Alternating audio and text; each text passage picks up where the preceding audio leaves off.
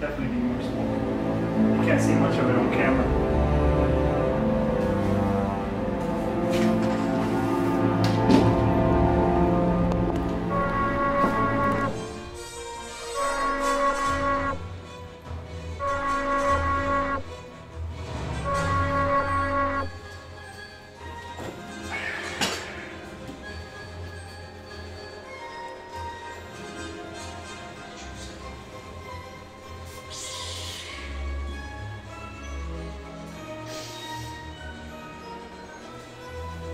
Saber Talk!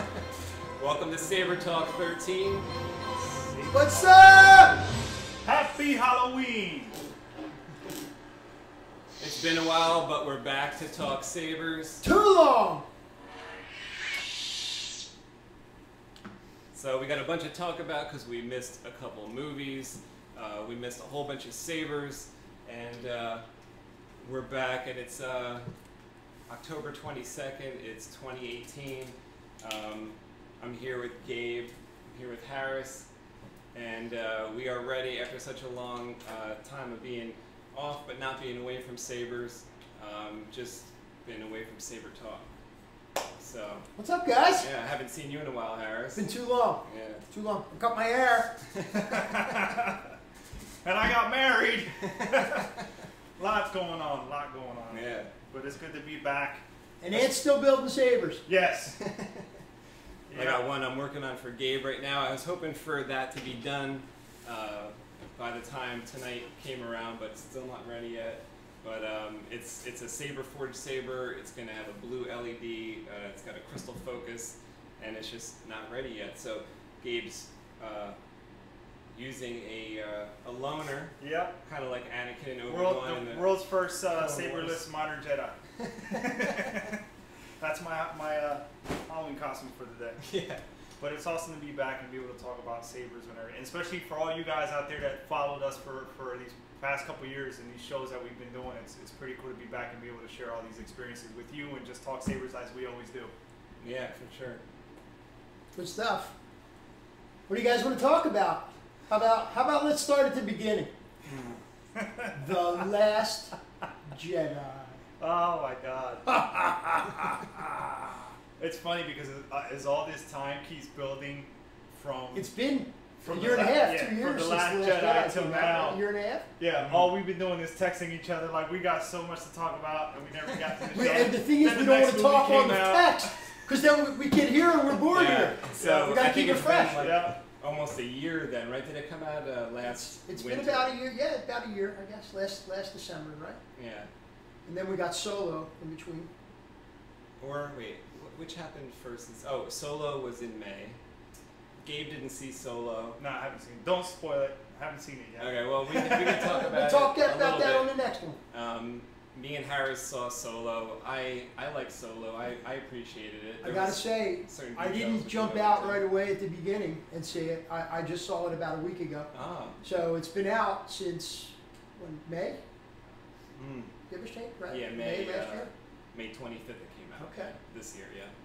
So I just saw it about a week ago. Mm. Yeah, there's like one part that I want to talk about, but it's kind of a spoiler, so we probably shouldn't, talk about it. Screwed it up. Save that for next one. Yeah, we could talk about that part because it's like sort of saber related, even though it came from the Solo movie. So I don't want to say too much. Well, to be honest, I'm gonna watch it whether you spoil it or not. So go ahead. Yeah, you're gonna But what I wanted to see it for myself. say is kind of, you don't want to know. You don't want to know this part. So. But I thought it was like one of the cool things they did was introduce Teras Kasai, which is like the Jedi, or not the Jedi martial art, but sort of the martial art that's like in the world of Star Wars. Mm-hmm. So it's like one of the characters in it. That was the Oriental guy in The Force Awakens? I don't know. Not The Force Awakens. Rogue One. Rogue One. I don't know if he was doing. He was like a priest Teras Kasai. almost. Yeah, like Yeah. but it's like what Drayden, I think his name was teaching the girl. The girl says, "Oh, I learned this martial art from Drayden," I think his name was, and that was kind of cool because that's kind of something from the expanded universe. It's like back in the day there was a game called Masters of Teras Kasai, and it was like a Star Wars PlayStation 2 sort of fighting game where like you could, and then you can unlock characters. So, like at first you didn't have Darth Vader, I think you didn't have Mara Jade, but as you played, you could unlock Mara Jade, and then you gave your friend the controller. They could be like a Tusken Raider, and you could be Leia, and you kind of run on each other's one of like Tekken style, like semi 3D style things, and you could fight each other. And then when you unlock Darth Vader, there's certain characters that had lightsabers, and there was like one Luke costume, another Luke costume, and they had a blue lightsaber and a green lightsaber. It was called Masters of Terras Kasai. It was kind of like based on some of the people didn't have sabers, so they fought.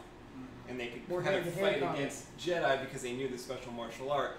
And in the movie, they had a little bit where like she's kicking some ass and she says, this is Terras Kasai. So that was kind of like a little nod. Very cool. Another kind of saber-related thing from the movie, they had, like the weapons from The Last Jedi, they had those saber-style bladed weapons, right? Where they had a little red... the red edge to it. It was like a laser. Like a glowing edge to laser. Yeah. They had the pike, and the pike. Some of the pikes had a little axe to it. Yeah. We talked about the guards in the palace. Yeah, so like I think Drayden at one point, is that his name from the Solo movie? I don't remember, but he's like the bad guy. Drayden was Woody Harrelson. No, he was. I've only Vision. seen it one time. He was Paul Bettany. He was like the guy who was in Avengers. He's Vision. Gotcha. And he had like a face that kind of turned red when he got mad and stuff like that. Gotcha. He used at one point he pulled out a knife and it had like a saber edge, but it wasn't quite a saber. What else was? The other kind of cool thing I thought with Solo was that when they start the movie off, they kind of presented Solo as in the movies we know of he likes fast things. He's flying a fast ship. Everything's fast about what he does. And in Solo, at least like that first scene, he's kind of in like a rickety car, right? That's not going too fast. And even though it's a chase scene, it's like a piece of junk and it's not really going that fast. So I appreciated that they paced themselves a little bit. So later in the movie, he's in something that's fast, but he's not in something fast the whole time. I don't want to throw too much out there. I'll tolerate what they did with Solo. And I hope I'm not ruining it for you. I'm not going to give anything away. Too many Easter eggs.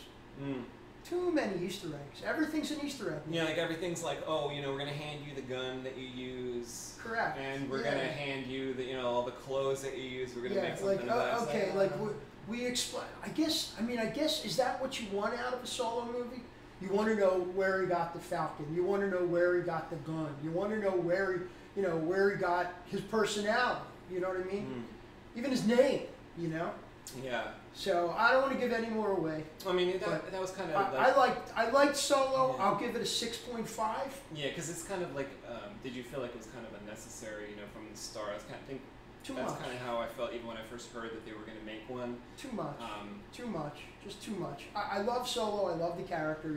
He's awesome. And because of that reaction is why I haven't seen it yet. I hope I'm not. I mean, you should see it. I don't want to turn you off to it. It's kind of weird though that. I mean, I do want to say I just haven't rushed to see it as a lot of people might have flown out there to the theater to see it right away. It's because I've just been seeing a lot of mixed reactions and things such over the movie. So I haven't been in a hurry. I figured I'll wait till it comes on DVD or something, Netflix, whatever, just to watch it when I can. It wasn't one of those things where I'm going to be camping out overnight, out front of the theater because of all the reactions. But it's obviously on my list to watch it. It seems like one of those things where, if you were going to do that movie, you should really make it like a wow, a surprise, like who Han Solo maybe was before, so that you were surprised and maybe added, I think for basically what I'm saying is it like what could have been. And it kind of goes the same thing when we talk about The Last Jedi. It's like what could have been. It's almost a shame, you know what I mean? Because even though I enjoyed what I saw and stuff like that, it just seems like the surprises, the cleverness of what you could have shown me would have been put me in a state of semi-disbelief, maybe on another track of hey, Solo was going on in this direction. And then meeting Luke, meeting Leia in the movies that we know of brought him to another direction. We didn't see that. So the Solo movie kind of goes in a direction of he's helping the rebels and stuff like that. So it's no surprise in a sense, like when he's flying back in A New Hope, and you think all is lost, like, you know, Luke has to hit this fucking button, the R2's destroyed, he's got to rely on the Force, he's going to have to hit the fucking, you know, photon torpedoes, whatever, the proton torpedoes, Darth Vader's on his ass. Now, though, you will expect Han Solo to come out of nowhere. You understand what I'm saying? But that's what he does. Yeah, in the original, but in the original movie, it's like, what's he gonna do? Like, he cares about money a lot, so he's on his way wherever he's on his way to with all the money. Yeah. Now, after you see Solo, you're like, oh, he's a hero though. Like, he's helping the rebels though. So then when you come along, and assuming you're watching it in chronological order now you come upon, you know, let's just assume it's 40 years from now, and you're someone who's 20, and you're seeing these movies for the first time, you might go in chronological order, and now to see Han Solo's come back around and save Luke and save, help destroy the Death Star, is almost no surprise at all. You know, because they kind of finish out this movie right with him being kind of a hero. They set up the older movies in yeah. it too. Yeah. Yeah. I just too many Easter eggs for me. Let's talk about the Last Jedi, because we've all seen that. Let's talk about so that has, you know, something to do with sabers. You know, there's sabers in that movie. The Last Jedi pissed me the fuck off. I am pissed off. Yeah, take a number and get in line. I am one of those fucking. Yes, I am the Star Wars fan. I am pissed the fuck off. Yeah. Okay. Yeah. From Jump Street, the movie picks up where The Force Awakens ends off. Yeah. She hands Luke the saber. He takes our fucking Graflex. We love the Graflex. Grail of sabers. I remember you said a year ago, so many people have Graflex. Now you don't want a Graflex. Yeah. So it's that possible. And what does he do? He takes the saber and he throws it over his motherfucking shoulder. Who does that? It's the rarest weapon in the fucking galaxy.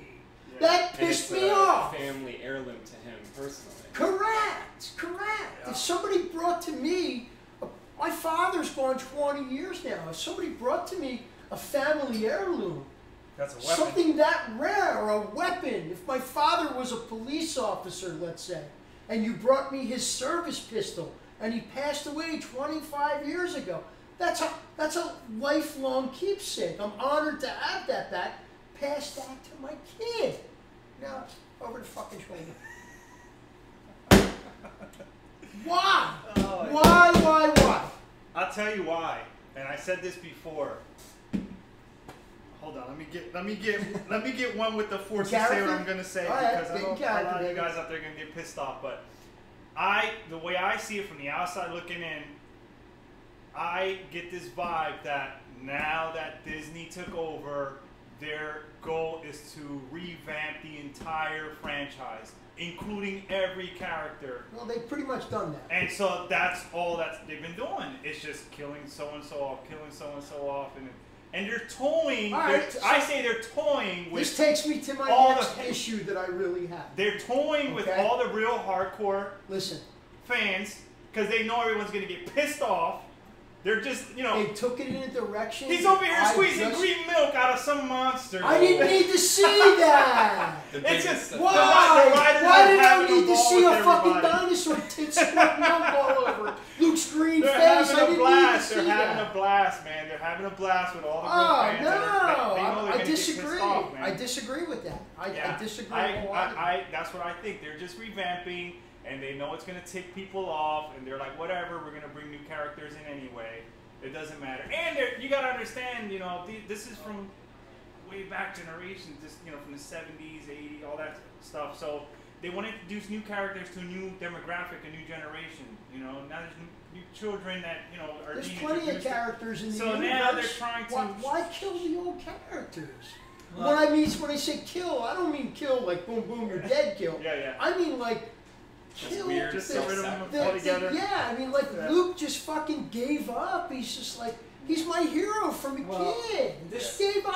This, I mean, can't be part of what really happened. You know, this is some kind of veering off. So I'm glad you bring that up. From the path of where we were headed. This takes me to my next question.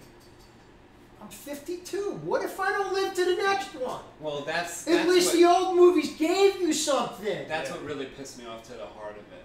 Because each movie, you got something out of it. Even The Force Awakens, like we need to start really at The Force Awakens, because although, you know, there wasn't as big of problems there were certain problems like that seeded there, you know, and one of them was that they decided to, first of all, have you seen the pictures of the way that they wrote that movie?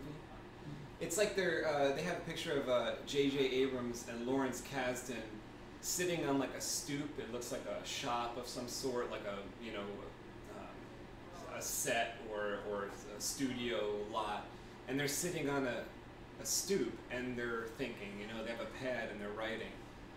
And it's like, that's just not how it should have been, you know?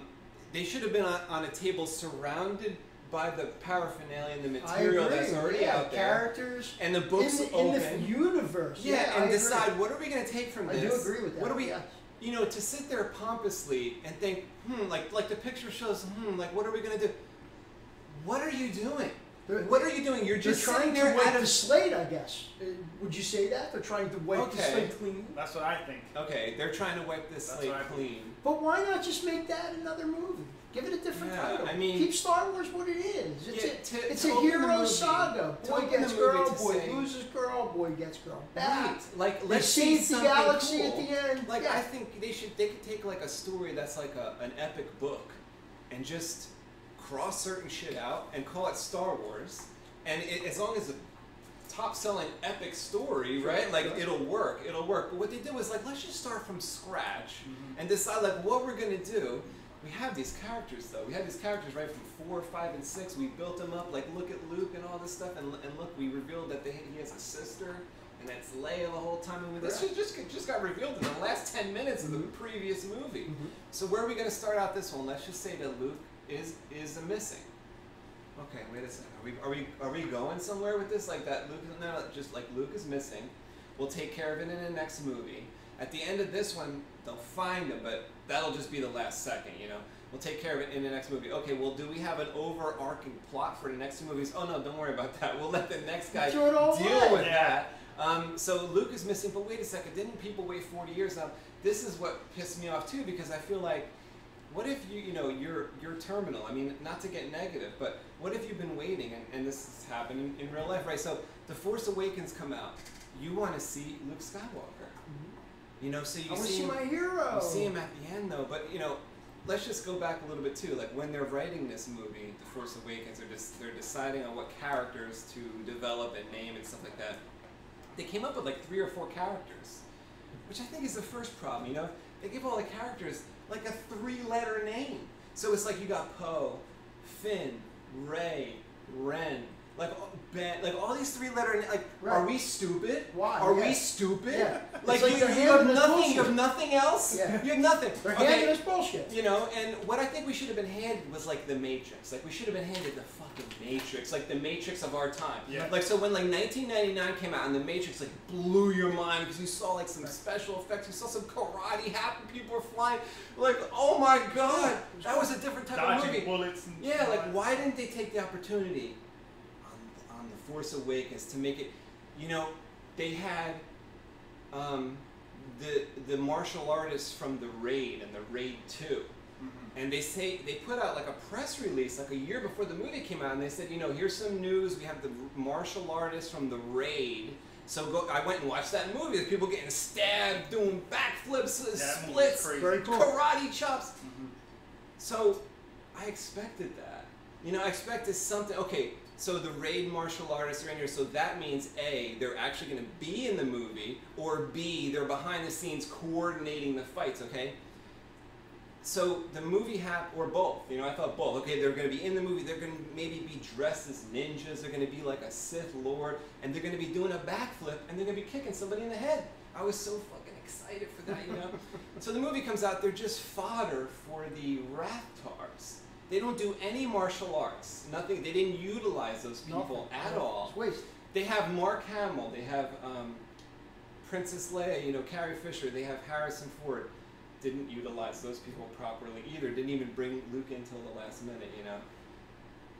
And then we're continuing that just befuddling scenario in The Last Jedi, like you said, basically not skipping a beat, right to the Right point into where the next everybody expects. So they've been waiting, and now if they're lucky enough and they've been praying enough and they're still alive because, you know, they're terminal disease from the last one, and they expect to see Luke, and he's just a bum, you know.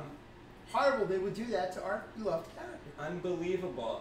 It's There's disgusting. other ways to get rid of him, right? I mean, if they really wanted him gone, I thought you that know, was if they wanted those people gone, I think there was a better way to do it. Listen, I was okay with the way they got rid of Han.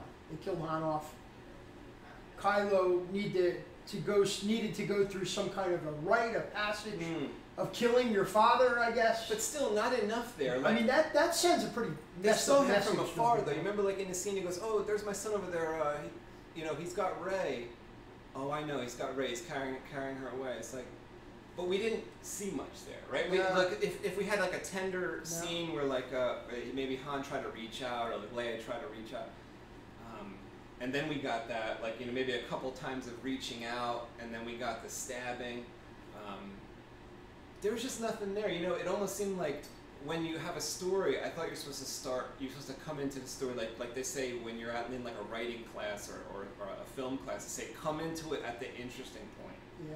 It seems like we started these movies after the interesting point. They say, Yeah, we missed the interesting you know, point. Luke, his school, they turned on him. Like, it was crazy. Like, people were Yeah, dying. what happened? It was unbelievable. It was bodies everywhere. Yeah, it's Things one were of on those- fire. Yeah. And we were like, oh, really? Let's see it. Like, Yeah, it was blink, blink. And, like, And we that's didn't see it, anything. It was done. like, It's oh, like one there's of the those you Knights should have of been Ren. there type of deal. You should have been there. And they're like, oh, like, should have been there because, like, the Knights of Ren, like, they're so badass. Like, you better believe me on this. The internet rumors are real. The Knights of Ren are crazy. They have spins, and they do. We saw it in the picture. They have a lightsaber.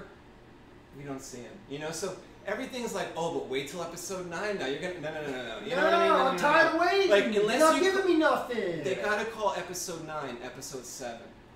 Then we'll all go to the theater together. You know, like just come on. Back it up, like rewind. Like episode 7. Like, Totally. okay, just say Totally. you fucked up. You know, I'm sorry. Like, say who cares? Don't even say nothing. Don't even pretend like it never happened. That's what people do when they make a mistake. They just pretend like it never happened. And Just go forward over here. You know, I'm sorry about the Princess Leia. You know, Carrie Fisher's gone now. But what we can do is we can recast. Like, give like So there you go. That brings me to my next point. Carrie Fisher passed away in real life. I'm very sorry that Carrie passed away. She was also one of our heroes growing up. Christ, she was Princess Leia. That's how all this started, by Luke having to go rescue the princess. She's gone. Let's honor her in what she's done. There's a perfect out to end the character. Oh no, we're going to continue to make movies with a digital image of Carrie Fisher. I mean, maybe I don't know what. I mean, why do that? Continue on. They killed, in my opinion, they killed off the wrong person. Right. You know, Carrie Fisher, she died, and then you get sucked out into space, and then we forgot to tell you about this new power she's got. Well, this is she where can me reach and out. This is where me and you are going to disagree because let me fly back. What did she? You know, to get a space shuttle to move, you got to puff some air. What did she fart and go? well, see, And she everybody sailed back to the fucking ship. across the Come internet, on. and everybody that I talk to across the internet, you know, they complain about that one part. Everybody hates that one part. It was like one part in the movie. There was a couple parts in the movie that. Let me just back up a second. I saw the movie 3 times in 30 hours when it came out. So I did not form my opinion like after seeing it one time. I actually thought it was kind of cool the first time, the second time, and the third time. I brought some coworkers like the third time, and my mind was going crazy. I was like, I don't know what to think of this thing. I was actually bringing people to be like, what do you think? What's going on? Like, To see what they thought. Yeah. People that don't know. Yeah. Because there was a couple parts, you know, that I kind of thought were cool, but later I saw the flaws in it. The one part that I thought was the coolest, you know, when they when she flew, when Admiral Holdo flew the ship through, and just the special effect. I mean, we can't deny that the way the movie looks is really cool. The special effects were amazing. I loved the effects of the giant ship. Well, I forget what the name of that ship was, but that giant ship Like splitting in ship. half. Yeah, Snoke's ship, like where she, the ship where that wasn't Leia, that was the Admiral. Yeah, Admiral Holdo. Yeah, who I'm not a fan of the actor that played her part either. I'm kind of starting to feel like Star Wars was always like, let's take young actors and build them up. So they've done that with Rey. They've done that with her buddy. What's his name? Poe. These are younger characters. They're coming up, but I just don't think that what they did with the Leia character and the Luke character, they got it wrong. They should have switched it. They should have switched it. I just think they should have switched it. I think Luke is the hero. He always was the hero. Okay, so what I'm expecting to see from a Star Wars movie is a story of, like I said, boy meets girl, boy loses girl, but at the same time, passing of the torch. That's what Star Wars was to me. It was, the passing of the torch. Vader he's a bad guy, man. He's a tough character, In the meantime, his son is like the hope of the galaxy, So he was able to redeem his father. I would have liked to have seen some sort of a passing of the torch. Was it Rey? Was it the little kids that make the brooms move using telekinesis, Jedi powers? I don't know. But now they got to cram all that stuff into the last movie. Yeah, and that's the problem. Every time they do another one, they still leave stuff out. And here's the thing. The so director, you're still gonna be like, what? So wait another 20 years. I'm sorry. I don't want to kill him. I'm not bagging on him. Rian Johnson was the director of The Last Jedi. I know everybody raved over it. He was the director of the show Lost, where the people crash on the island and they can't get off the island. And the problem with that, I started watching some of the first season, and no, I'm not getting off the subject. This is still definitely Star Wars involved. But as I watched the first season, every show was full of questions. They never give you an answer. There's no answer. Why did this happen to this guy? Why did that happen? Why did they make you think in the first 2 episodes that there was a dinosaur walking around on the island? They never followed up with it, unless they followed up in the 3rd or 4th season. I'm sorry. I mean, I love your shows. I don't have that much time to dedicate. I'm already kind of married to Star Wars, to be honest with you. But watching this movie, even the first and second and third time, I saw what they were doing, and what they were doing was they wanted to divert you and get you to think that this was going to happen, and then go right, and then get you to think this was going to happen, and that's okay a little bit. It was but the decisions were wrong though. Like, it's like at one point it looked like Finn was in his car speeding to a giant laser beam to kind of self-sacrifice and suicide himself in the hopes of destroying that laser beam, which is about to hit the rebels. First of all, it looked like a ridiculous move because I didn't think that was going to work. But I got a swell inside me of like, oh my God, this guy's such a hero, I like the character. I like the Finn character. And I would have liked to have seen him less. I would have liked to have seen less of Rey and Luke on the island. I didn't need to see the tit squeeze. Okay. That was awful. I didn't. It was horrible. Terrible. Horrible. I wanted to vomit sitting there watching That Star was Wars. disgusting. I've never felt that. Like, could you imagine? We don't need to. What's next? Are they going to show us how they take a dump in the future? Could you imagine having these people on set that are heroes of our childhood, and also could be heroes of future people's childhood and stuff like that? These movies aren't going to go anywhere, and to utilize the time in that way is just a hugest insult. I mean, what could it have taken if you just take the screen time? It took a minute to record that, but we all know that it probably took 3 days to make that scene. Yeah. What a bunch of wasted time, What they were doing in this movie, where they would subvert you, was so pathetic. You know, when they had Finn headed toward the thing, and you think he's going to do a suicide, and then Rose comes in and flings him off, and out of nowhere, I mean, there's like an awkward kiss, and things are very awkward. You know, they are appearing back at the base very fast, just ahead of bad guy. It all was just very crappy. I didn't like the way it was put together. Pretty looking, but that's goes to the next point of pretty looking. They could have went farther. They could have broke new ground. You know, these movies always broke new ground. You know, when the prequel trilogy came out, even though they weren't like super well received, you know, they broke new ground with all this HD and digital stuff that like George Lucas was doing. These new movies, they should be taking everything that we've learned from movies like The Matrix, Avatar, the old other Star Wars movies, and everything that's come since. And we needed more aliens. You know, we needed alien main characters. You know, you're talking about diversity. They didn't have aliens like we used to have aliens. You know, we were hanging out with Chewbacca the whole time last time. They don't really have that going on. They have goofy people they're trying to like push in, like Maz Kanata type people. Where this is just killing me that let me talk about Maz Kanata. They have this Academy Award-winning actress who they put dots on, stick her behind a curtain, and she's voicing a 1,000-year-old. It's just the craziest thing in the world when you have a beautiful Academy Award winner. I think her name is Lupita Nyong'o. Yeah. She could have been a Sith Lord from one of the expanded universe stories, painted with the tendrils and everything. She could have been like a Twilight, like you've never seen before, with double blades, winning awards, playing this character, pulling the strings, shown in the shadows.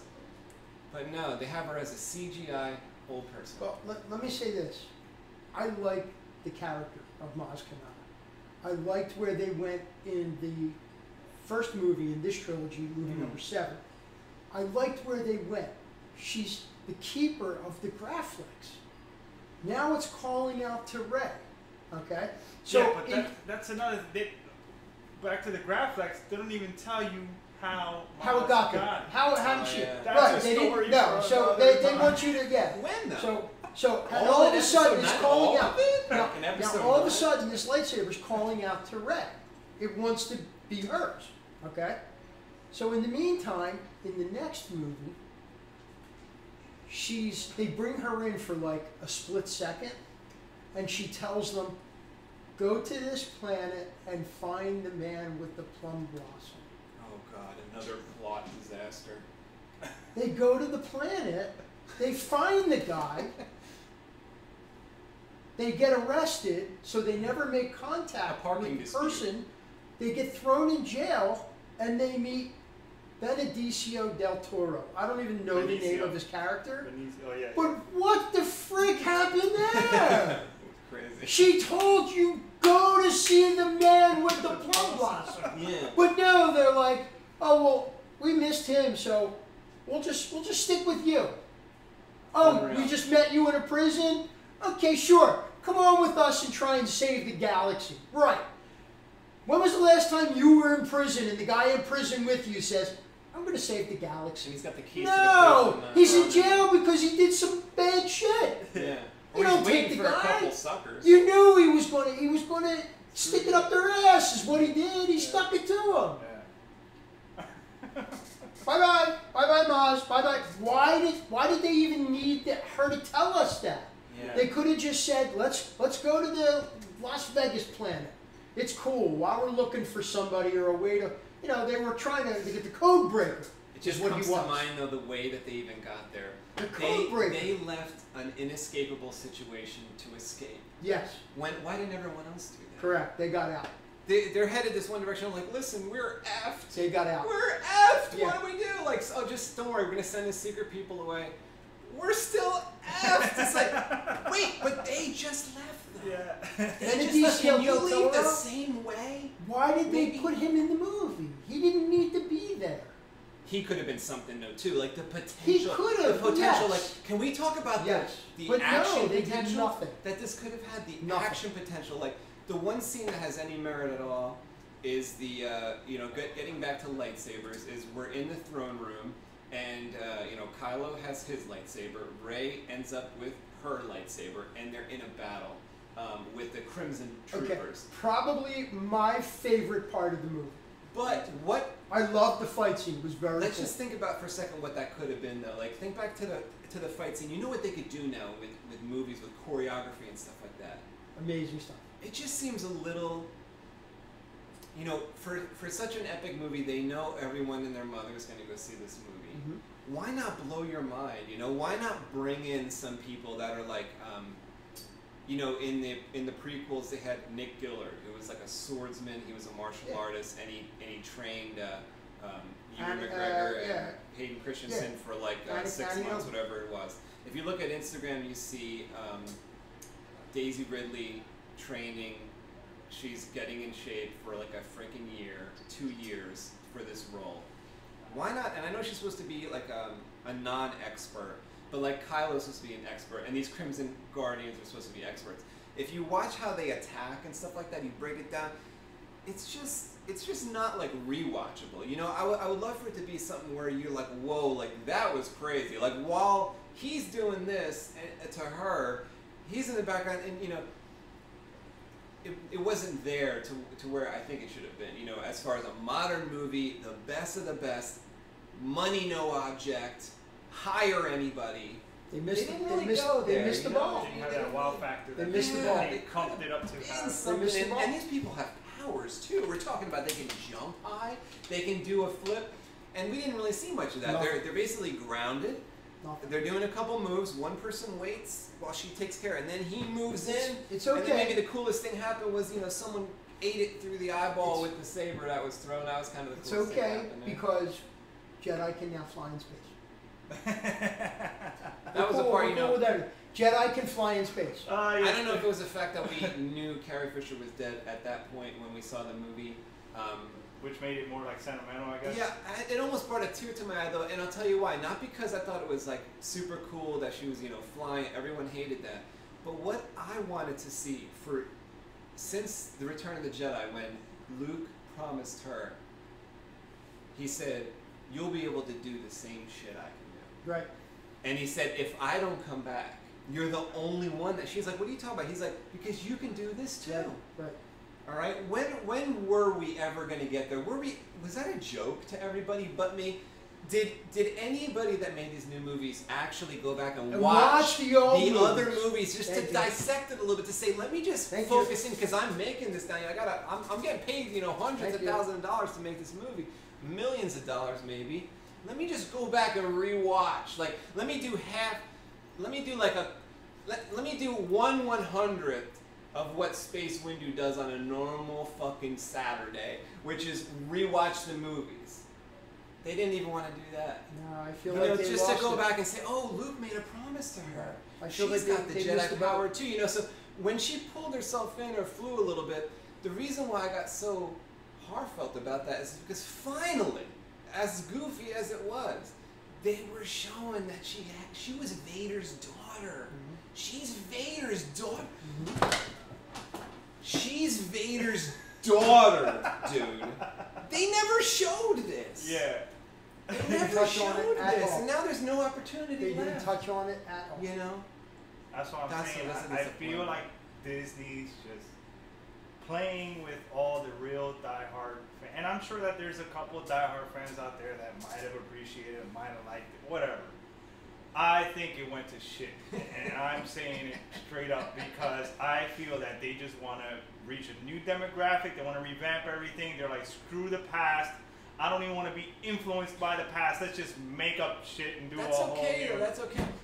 And they just, it's okay to a certain extent, but they screwed it up. Just big go time. further, just go further, you know? Like, what I think they should have done, we talked about the characters. I complained a little bit about how the characters have short names, and there's a very few characters. Wouldn't you agree? Like, I'm into how I'm talking about these people need to watch new things, watch what's going on today, and kind of make it relevant. They're trying to make it socially relevant, but I'm talking about making it story-wise relevant. I was just going to say that the older movies had an essence. Yeah. They all connected by this essence. Go on. And there it's was gone. like a thought behind it. And it's that, gone. That was, you know, here's what we're going to do, and here's what we're going to end up being by the end of it. What I think should have happened here was have, you know, we got 3 or 4 characters, and it's great because, you know, they're diverse. We have different people. Now, what I think should have happened was we should have had 30 new people. So many new people that in The Force Awakens, you don't know who is going to rise up. Okay. And it's like a question in your mind. You see Rey, oh my God, and you see some other people, and you go, oh, well, that person looks like they're better than Rey. I don't know if I should be watching Rey or should I be watching Finn? Does Finn have powers? Or maybe this guy's flying a spaceship in so many circles, killing, I counted, it was like 1, 2, 3, 4, 8, 9 TIE fighters in a row. He's got to have Force abilities. Now we're 2 out of 3 movies in. Yeah. They don't say anything about Poe having Force abilities, but he's got to, because, okay, he's flying in circles around everybody. Yeah. Everybody. And Finn, I thought that they were going to go in a direction where he was going to develop, I thought it would have been very interesting if he started developing Force powers, you know. And, you know, was like that type like Luke was, where he was kind of clumsy and he kind of wasn't good at first, but then he became a prodigy. And there should have been 30 other people with all different types of names, all different types of species of aliens coming in and out of the story like Game of Thrones, making your head spin, that you got to go back and watch it a second, third, and fourth time just to take in all the names. Like the first time I watched Game of Thrones, like the first season, second season, I was getting people confused. I didn't know who. I actually don't watch Game of Thrones, but I probably should. You know, it's interesting because there's so many people now. If you go back, and it's so rewatchable because everyone's got their intertwining story and their method that works into the overarching plot line, and you know, everyone's important to what's happening, and you kind of never know who is going to rise up and become important because who you thought was important just died. Mm-hmm. And it's such a fucking surprise. It's not like a Luke death. It's not like a Luke death where you're like that was uncalled for. Totally. But a real surprise death like you would have gotten if like Finn went into the laser beam. You'd be like, whoa! I was following this guy, and he's gone. And they could have brought up a couple of the people. So like Rose could have rose up. See, like that's what happens in Game of Thrones. Someone dies.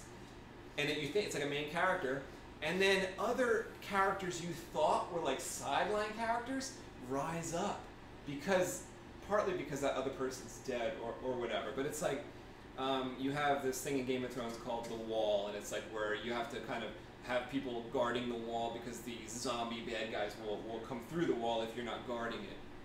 And you see these side characters that are kind of with the main character. When the main character gives up or dies and he's no longer the leader there, and one of them side characters, all of us through weird circumstances, you thought he was a nobody, he's all of a sudden the Lord Commander. and if you were following, if you go back and rewatch, you're like, oh, he was there the whole time. He was like just a friend of this guy. Right. He was there. That's what we're missing here. I think it was like, you know, a bunch of different aliens, a bunch of different weird names and weird shit that we would have to buy the encyclopedia to look it up, you know. Like, with Sabers, though, speaking of lots of characters, they should have been lots of Jedi, lots of, you know, we would have loved if there was lots of sabers in the movie and stuff like that. The one saber we did get that was like a new saber was in the flashback scene when Ben Solo has to defend himself against... It's basically the version that he carries later on. With but it now has crossguards. Yeah, you know, he probably gutted it and rebuilt it, you know what I mean? And when he put the dark crystal in it or whatever. He changed it a bit. He changed it or he needed, he updated it. I guess I read that he needed the exhaust to kind of let loose that wild energy. Yeah, it was overpowering. Yes. But,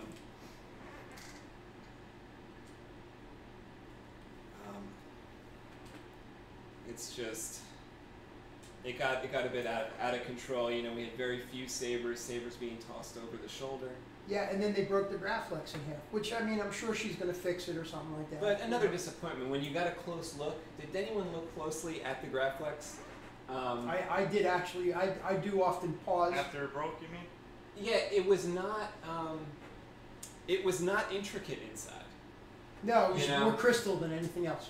And it was more a big fat crystal took up a lot of the room. Right, like,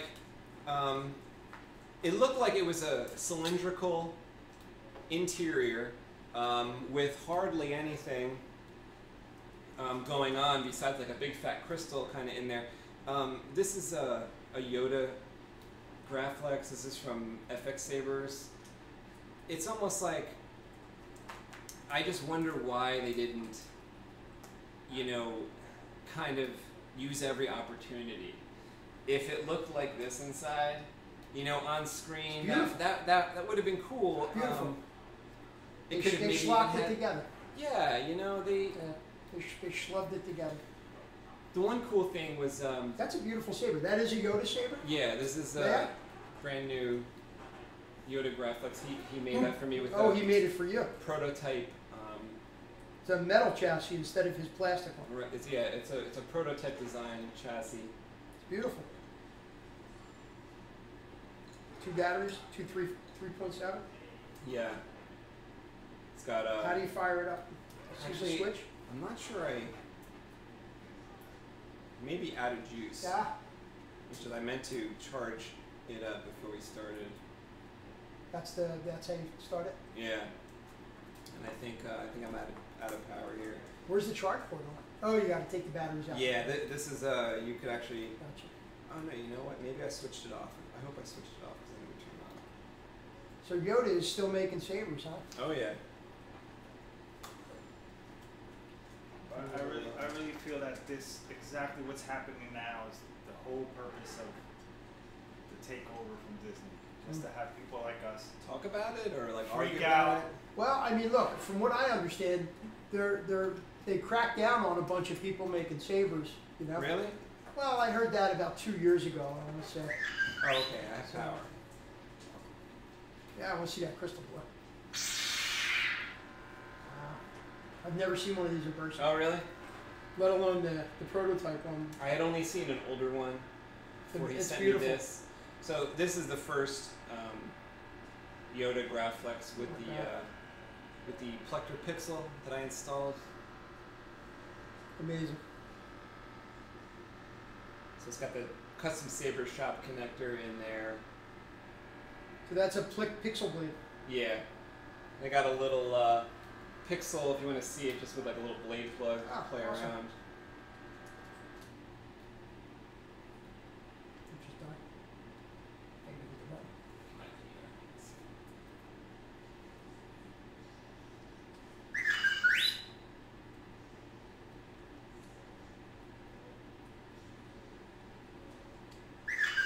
Stick the blade in instead.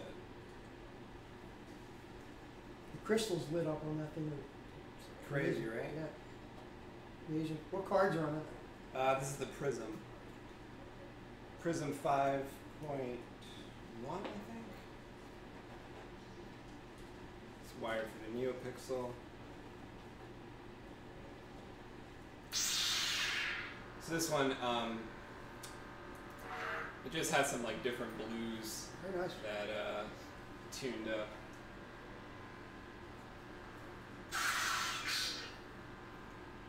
Red button is auxiliary? Yeah.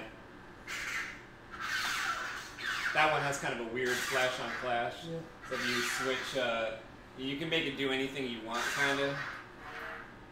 Yeah, so it's more of a normal flash Very effect cool. on that one. Beautiful. Is the Saber a 2.0 or is it a? Is it original? Is it a real Graflex? It is a Roman's Graflex. It has a KR Sabers emitter part. Has the full Yoda chassis that Master Yoda from FX-Sabers made for me. How loud is it with the body on it? It's pretty good with the body. Does it amplify it? Oh, sorry. Yeah, it's like better when you put this on. There you go. Pumps it up nice. Yeah, it does make a difference. Yeah.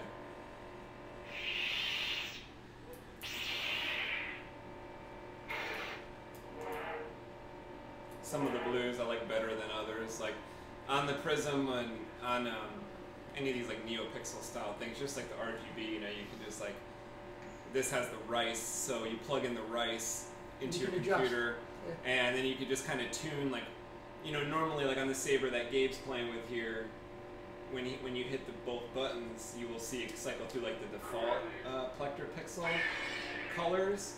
but you could also tune them. So you're going to see purples, you're going to see red. What I did here was just like make sure all the settings were just blue. Oh, okay. But you could just like you made tune it to match the graphics. Yeah. So it's just like Makes sense. You know, pretend like you are. The more aqua ones could be for like the Per movie.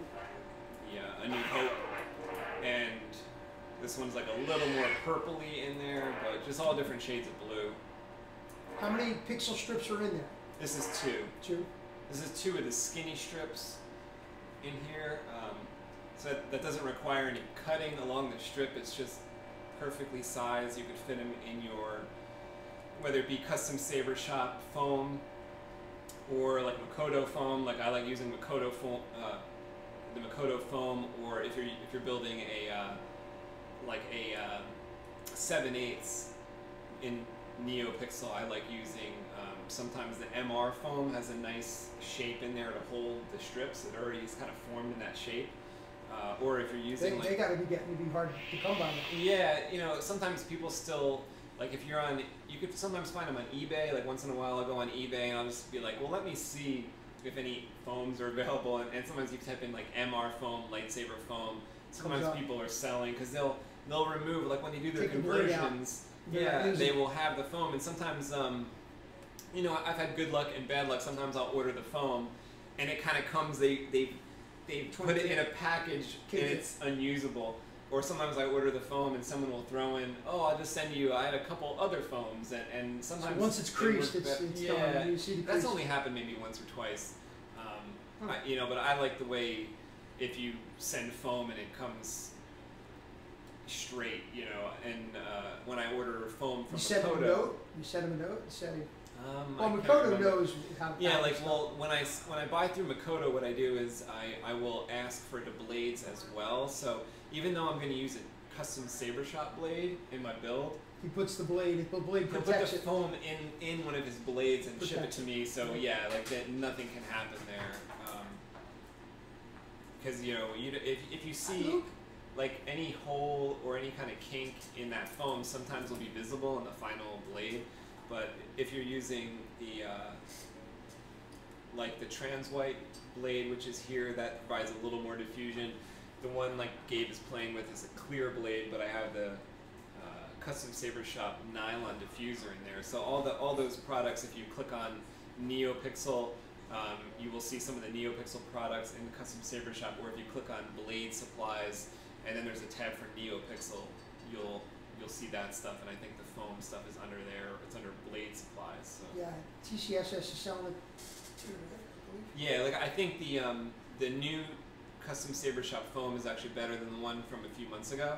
Mm-hmm. He got a better density, which helped, because before it was the holes still too big in my opinion. But if you're using the thicker strips, which a lot of people are, because those are like the code name for those are the code numbers like 50/50. Smaller ones at 35/35. If you're using the bigger ones, they're usually cheaper. The LEDs on them are a little bigger, and therefore, even though it's the same density, sometimes it appears as though the LEDs are closer together because they're bigger.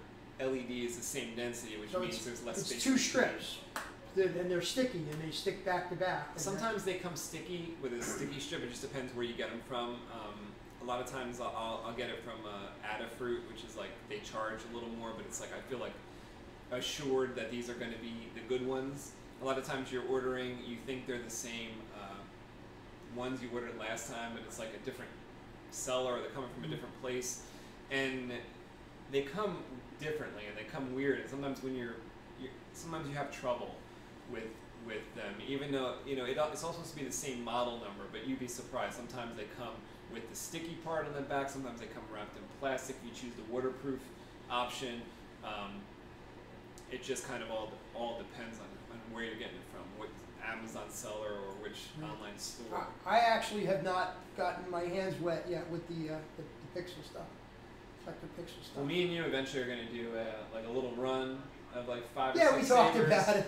That was like And- 2 years ago. We Yeah, talked about I mean, it. even but 2 years hopefully ago, we're we gonna do it. about that. Yeah, we just never. I'm always busy. You're always busy. Yeah, I mean, even then, even it was like 2 years ago, we were talking about doing it in Neopixel, and it's probably the right call because it's getting It's a more cheaper and modern cheaper, and every board that comes out seems to be supporting it more and more.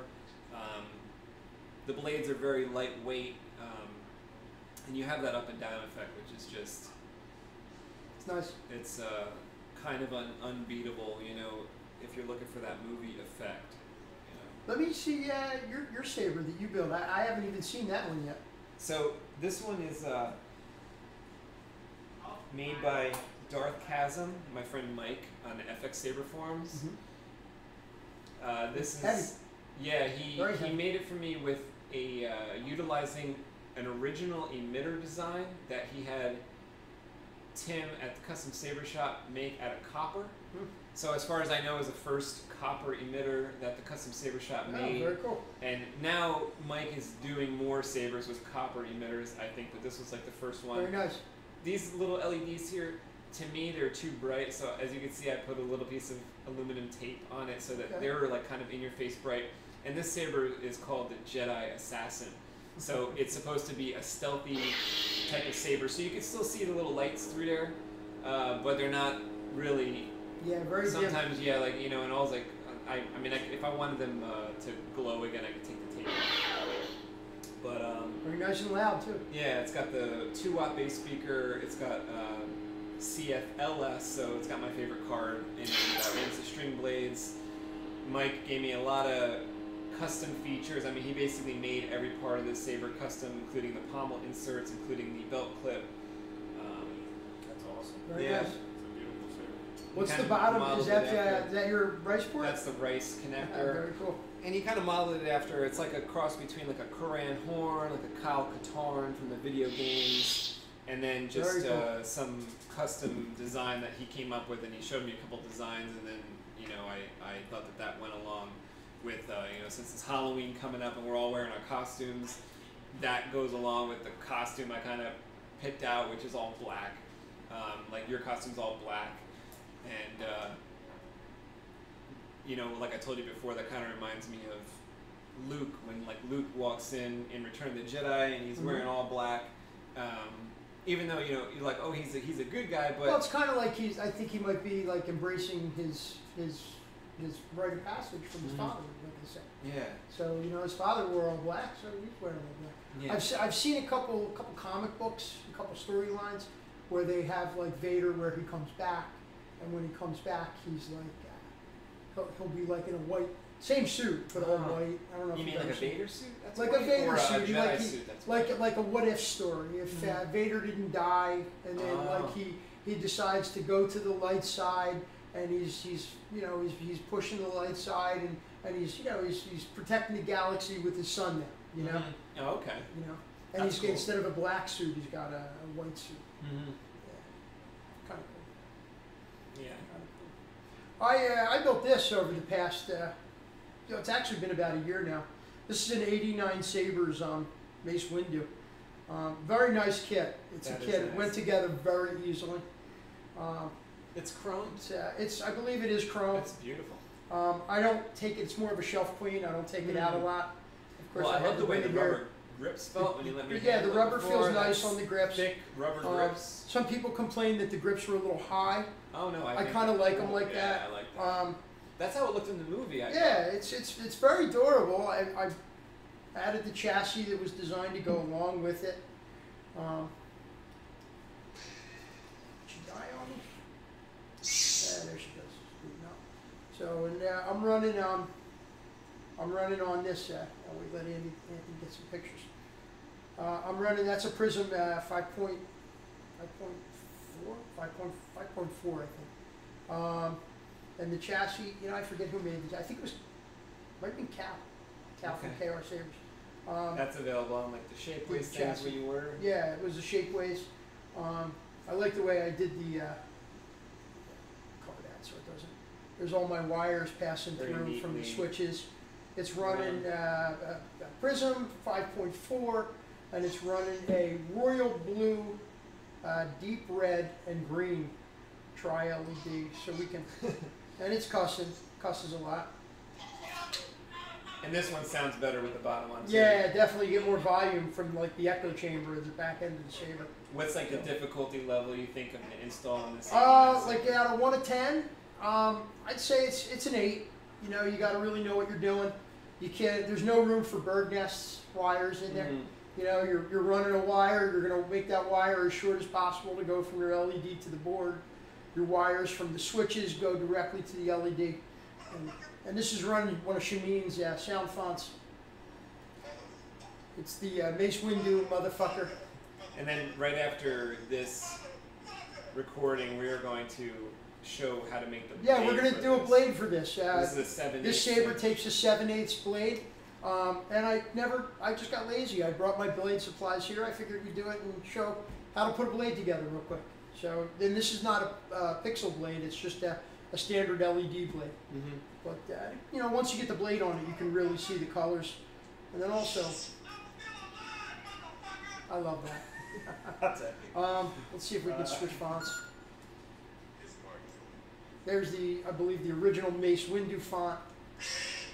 Yeah. I think that this one's by purple. Nightstorm. So one of the first SpaceWindu ones. Yeah, I believe you're right. Oh, and so you have a color tuned. Yeah, it's you know, I can tune a color to each particular sound font. So this is Windu. Of course, I had to make that you know, a nice pink.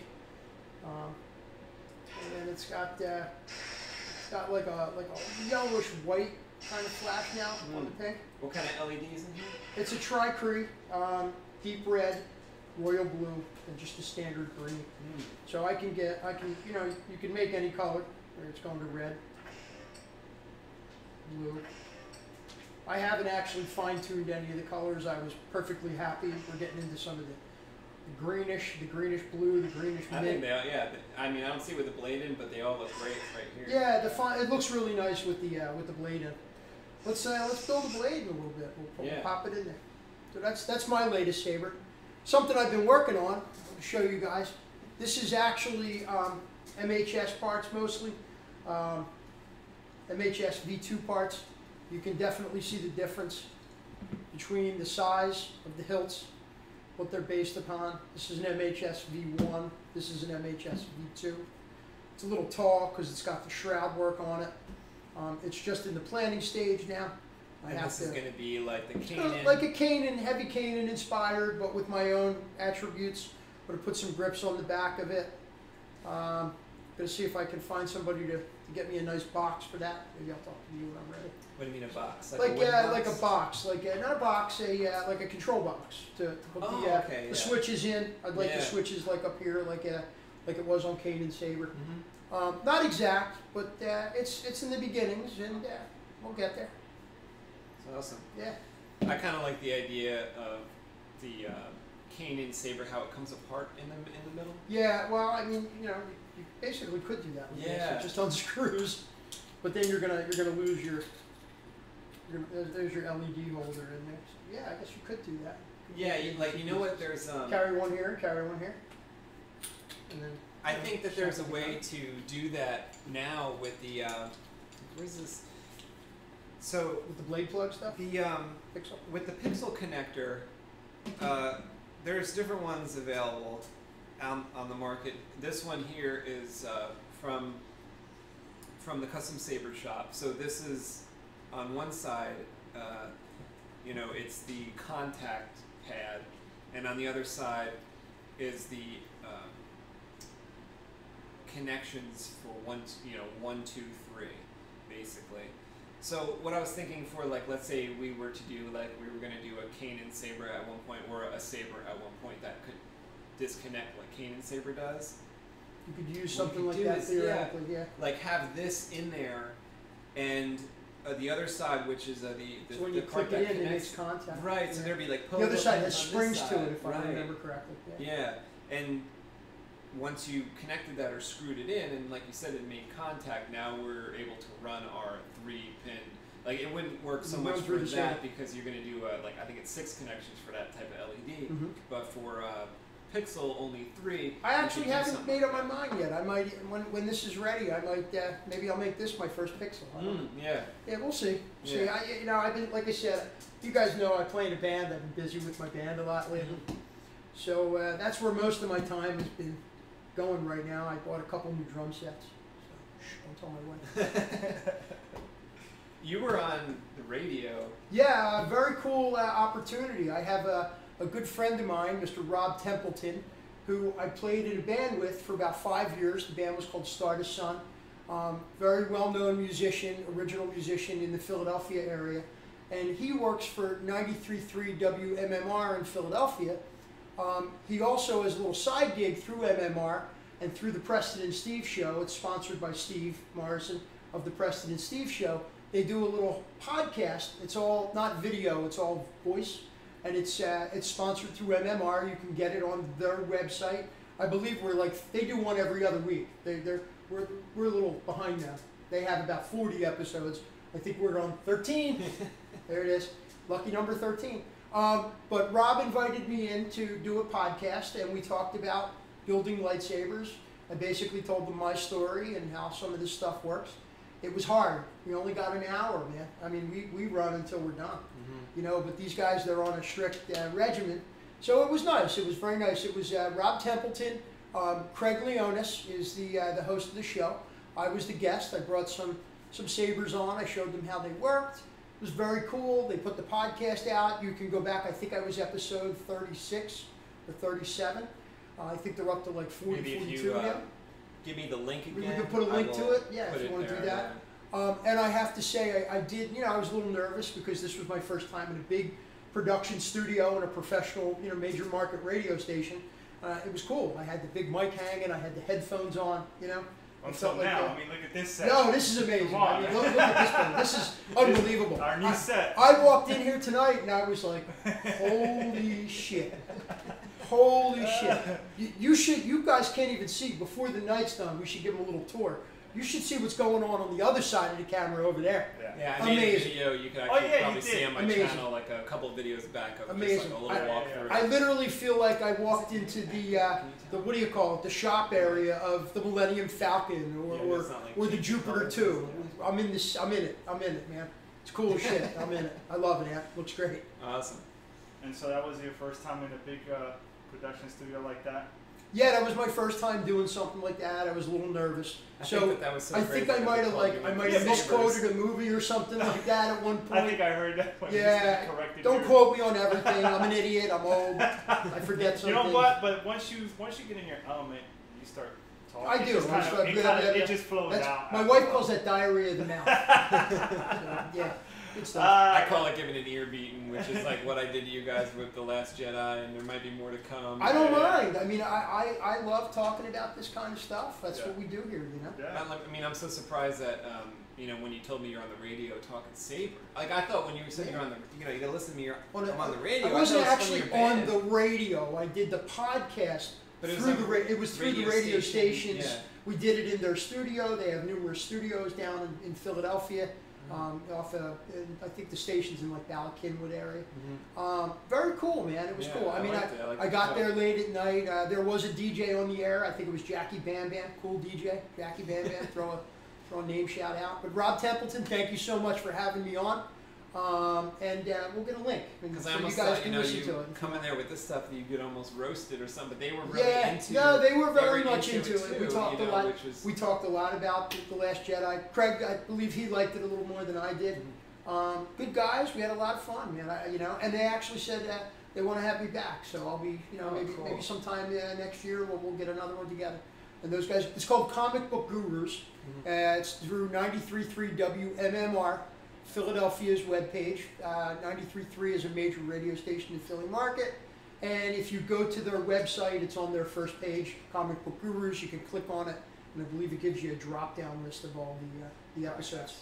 So, it's a lot of different stuff. It's not all just sabers. A lot of good stuff, comic books. Mostly, I think Rob reads like 75 or 80 comic books a week. He usually shows the stack as like this big. Oh my God. Yeah, I don't know where he finds the time. He's as into comics as I'm he's as much, that's the thing. We're building sabers, he's into the comics. But God bless him, it was a great time. Thank you, Rob, for having me on. It was very cool. Thank you. It's really cool. Very cool. I like Gabe, that. what have you been up to, man? Nothing, man. I'm telling No? you. I got, as I You said, got married, dude. I was That's just a big gonna say, as I said at the thing. beginning of the show, I got married. That took up all my time. Yeah. Congratulations. Congrats. Yeah. Gabe's wife, Gigi, is absolutely stunning, and she is an amazing person, great girl, and I wish you much happiness, much success. Thank Good you, for thank you. Yeah, Awesome. Finally we were able to get married. Couldn't pull off the lightsaber wedding. She wasn't going for it, huh? But she's like my wife, man. Yeah. She thinks this is like a waste of yeah, time. yeah. A waste of my Couldn't pull it off. time. Couldn't All pull right, it off. whatever. Tried to sneak in a saber under my tuxedo, it didn't work. Didn't work. But it was cool. It was fun. I mean, it took up a lot of my time, and we were able to travel to Cuba. Very nice. For the honeymoon and stuff. Took a cruise. It was awesome. It was an awesome experience. Very nice. But like we said earlier at the beginning of this episode, we've been just chit-chatting so much on the phone about doing this episode. Yeah, we Just talked building. about it more I than we think actually we got had us all a together. plan 6 months ago. We had Yeah. a plan 4 months ago, or we had a plan. Life every gets in the couple way. months. Yeah. Life gets in the way Yeah. for all of us. But no, look, we're not an officially sponsored webcast, I guess you would call it. Anthony pretty much does most of this himself. He's gracious to have us on. Thank you, Anthony. Yes, Good stuff. definitely. And it's fun. I mean, this way, who cares? We don't have a network that says you have to do 10 episodes in the next 6 months. And you have to say You this, know, and you have we're- to talk we're- about We're that. 3 buddies, we're 3 knuckleheads that all have the same kind of love about this stuff, and we get together and we talk about it. And sometimes, we're old friends. Sometimes we don't get to be as close as we usually are. But squeezed out a night, got away from my wife, my kids, my family, my band. Bands I'm in, multiple bands I play in It's now. finally Saber time. Yeah, it's finally Saber time. Yeah. This one looks like you did some things to it, or have I just not seen it in a while? no, This I'll looks tell a you- little newer. These buttons. No, maybe. I'll tell you what I did. Sometimes I get bored. Sometimes the TCSS will put out a new style button, and I order them up and I throw them into a Saber just to try them out and see a little upgrades. I always feel like I've said this before on Saber Talk. I always felt like in universe, in the Star Wars universe, sabers are a weapon, but it's a tool. It's really a tool. If you think about like a police officer. His weapon is part of his uniform, and that's his tool. And they get beat up, and they get used, and sometimes they don't get used. They might sit in the holster for 10 years, and God forbid a police officer ever has to draw his weapon. But in Star Wars, we see them draw their lightsabers frequently. Because How we're do you supposed to send come any into the argument? story at Cut somebody's the- arm off. Yeah, we're supposed to come in at the interesting time, and Right. we normally do, Right. and we see the interesting moments. Unfortunately, in the new movie, whatever moments they pick to show us, it's just we lost a couple good characters, and without a second word, without a second thought, Admiral Akbar gets Gone. sucked out, Go on. and you kind of don't even really know it until you go home Go on. afterwards and look And they it only up. they only You have talked to- about him. What did he have? Like 5 seconds in the movie, and they blew the ship up. Yeah, it was Come a on. weird. Some How do you weird kill choices Admiral were Akbar, made. man? Mon calamari. Who don't like calamari? I love calamari. It's Every almost Italian as if- restaurant yeah. I go to, I order calamari, and the first thing I think about is, I hope this isn't Mon calamari.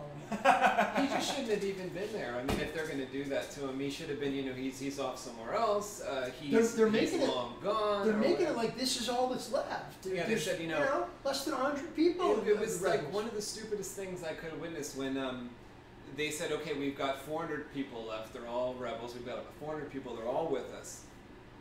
At the end of it, we see they've got like 13 people. Yeah, it's like 10 or 15. It's pretty pathetic, and it's just There's an nothing left. awful situation where. But wait, and let's wrap this back around. Who saves them? The Crystal Wolves from Rebels. I loved Rebels. Loved it. Okay, sad that it's gone.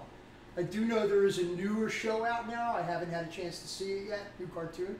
Rebels was very cool. We didn't need the reference in there. We didn't need the reference that they were the Crystal Wolves. We've never seen them in the movies. I knew about it. I'm gonna bet $10. Is that what they You were? They didn't were watch from, Rebels. They were from Rebels. Did you know what they? So you're the regular guy. You're the regular Star Wars guy. You didn't know who those Crystal Wolves were, did you? You had no clue. Did you watch Rebels? So yeah. Like, were they supposed to be the Loth Wolf? Yeah, I guess the Lothal Lothal wolves, crystal or they just wolves. were Maybe, different? maybe they're, I don't know, or maybe they're on Lothal. Did they give a name to that planet? I only don't watched it once or twice. Crate was where they were with Where this, they were, with this that, red that sand, the underneath salt the planet. salt. Yeah. I mean, what a pathetic plan that they had, and at being a bystander, you know, watching it on the screen, and you kind of see they show Admiral Holdo, you know, they show shuttlecraft exploding. Wait, my favorite scene. Look, I love it. Closes his eyes and reaches his hand out. These are the important parts that we're watching. Oh, I didn't know what it was. I thought it was the actual whole movie. No, I mean it is the whole movie. Love But what I'm saying is they're showing the important parts here. You know, they're showing like Luke's discovery here and things.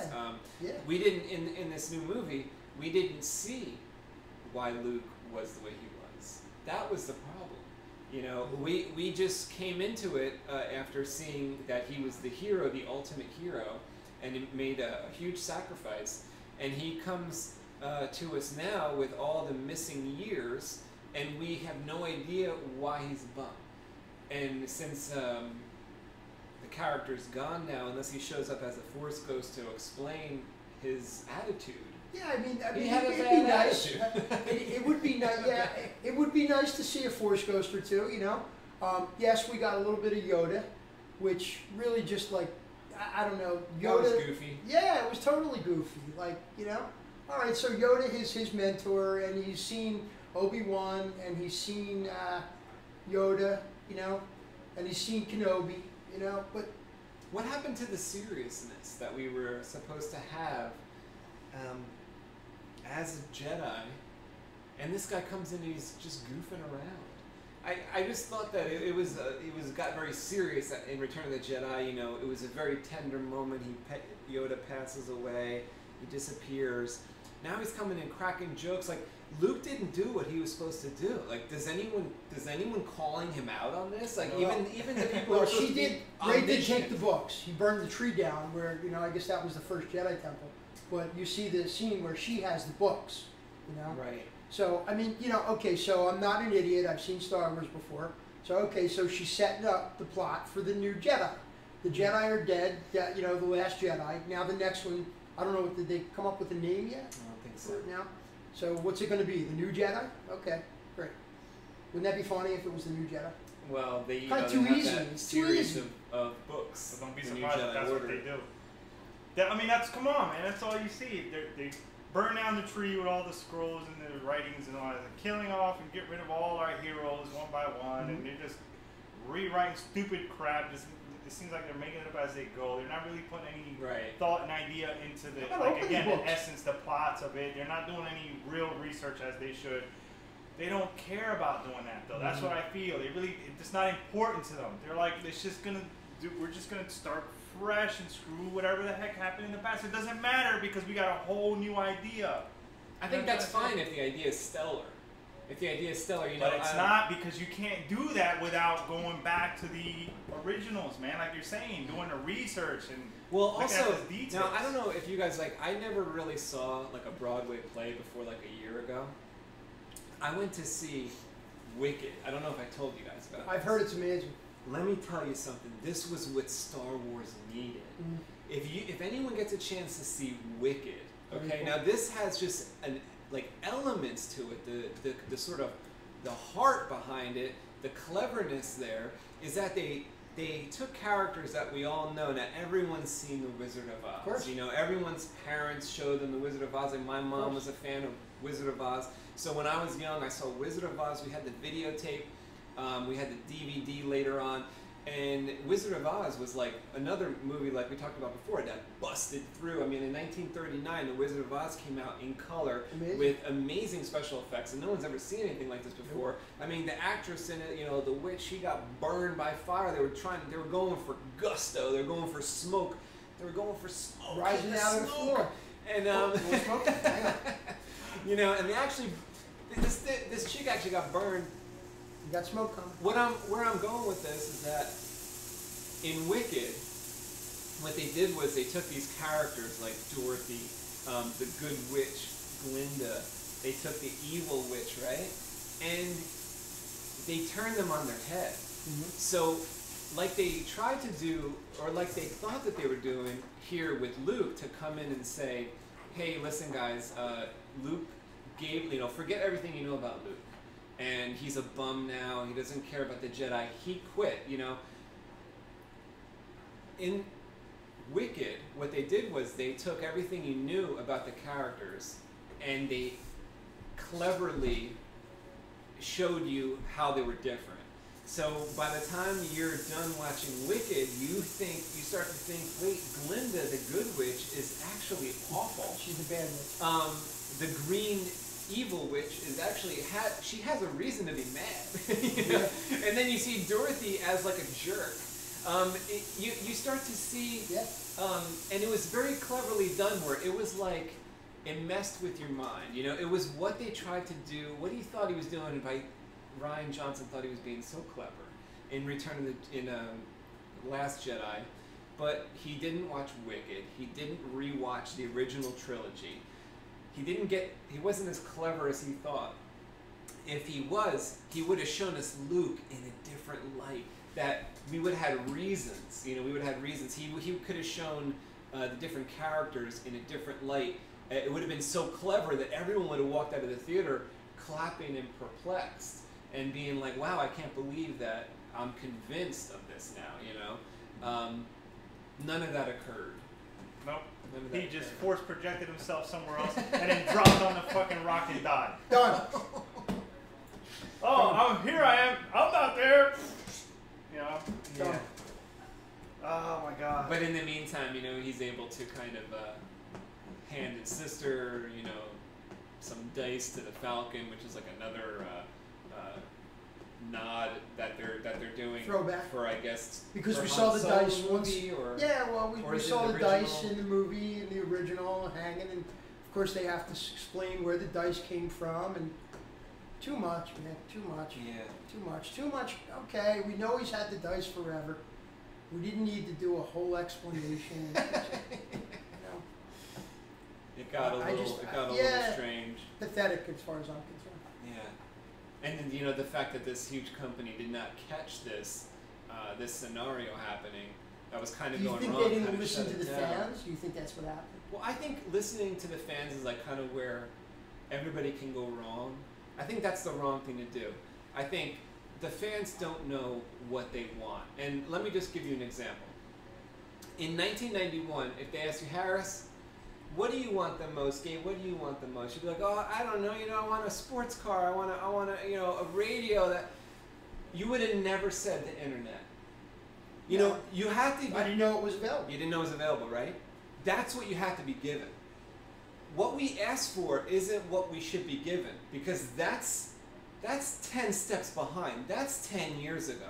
Whatever I want is null and void immediately. What I want is something clever, something that I couldn't have thought of before. Like in 1992 when the internet comes out. I didn't know I wanted this shit. But now I'm using it every single day of my life. We're all on it all the time. This video is coming to you absolutely from the internet. We all use it all the time, but we never knew we wanted it. It's the greatest thing in the world. You can see all your nudie pictures on it. You can see all your kids' pictures on it. You can see videos from around the world. You can call somebody up on Skype. Mm-hmm. You can download an article. You can go to the library without going. You can see the encyclopedia. Mm-hmm. What we needed to be given was what we didn't know we wanted. So to be handed what we were handed, as Saber fans, that first scene though, as Saber fans, that and I'm on all sides of this, because when I watched it in the theater, I giggled. I didn't get insulted till 3 days later. I'll be honest I don't have with any you. hair, but I would be pulling I got it out. insulted. It took me about 15 seconds before I said. I had such a desire. To love, because for 2 years going, I was thinking to myself, this is going to be like a 1980s. Like, they're going to bring back the 80s because this guy's supposed to be a fan. Rian Johnson's supposed to be a true fan. He looks like someone like me. He sounds like someone like me. He made this other movie, Looper. This looks like it could be going in some good direction. They're giving a guy a chance who doesn't necessarily have a full resume, but this is cool that they're giving some people.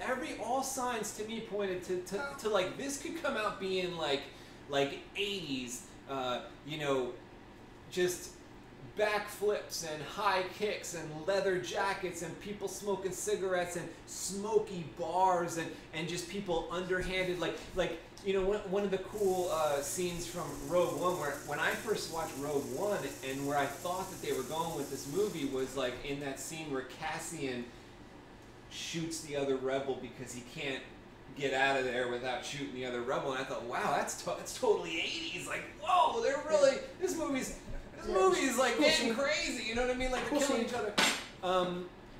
The way that movie ended up wasn't quite. I thought it was really going to go in that direction.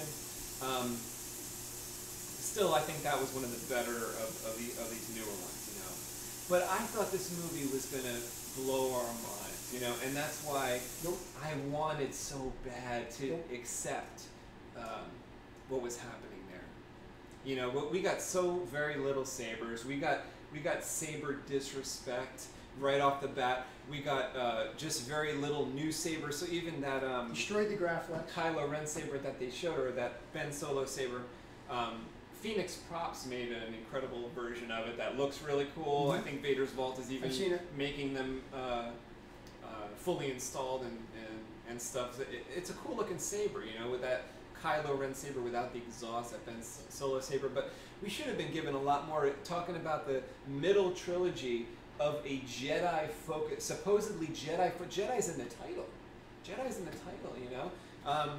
But we didn't get much Jedi action, and all Jedi action that we got was kind of to be expected. Mm-hmm. You know, because we know we're going in there with Rey. We know we're going in there with Kylo. Mm-hmm. What should have happened here is Finn should have busted out. I mean, where was the surprise here? Like, what was the surprise that we got here that was just like the surprise was like Luke died?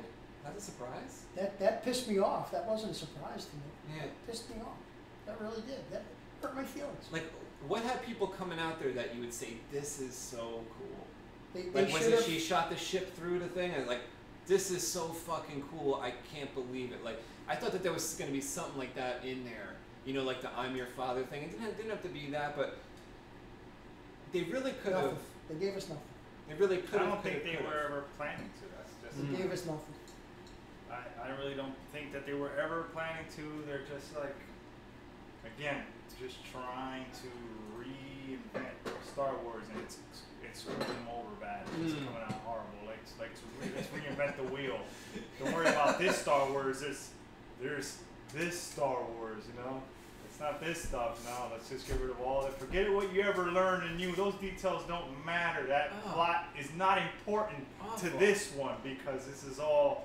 And I think that's exactly what's happening. That's exactly what's happening. They don't care because they know you're gonna go see it anyway. I thought the rising star, though, you're gonna be looking for that, you know? In like fiction and fantasy, I thought, you know, I'm into Game of Thrones. I thought this is like the biggest thing going. Isn't everyone talking about, you know, when it's not on right now currently, but you know, there's another season coming in like a year, and when it's on, it's like the talk of the town, and it's complicated, and everyone's into it, and there's books, and the books are even more complicated.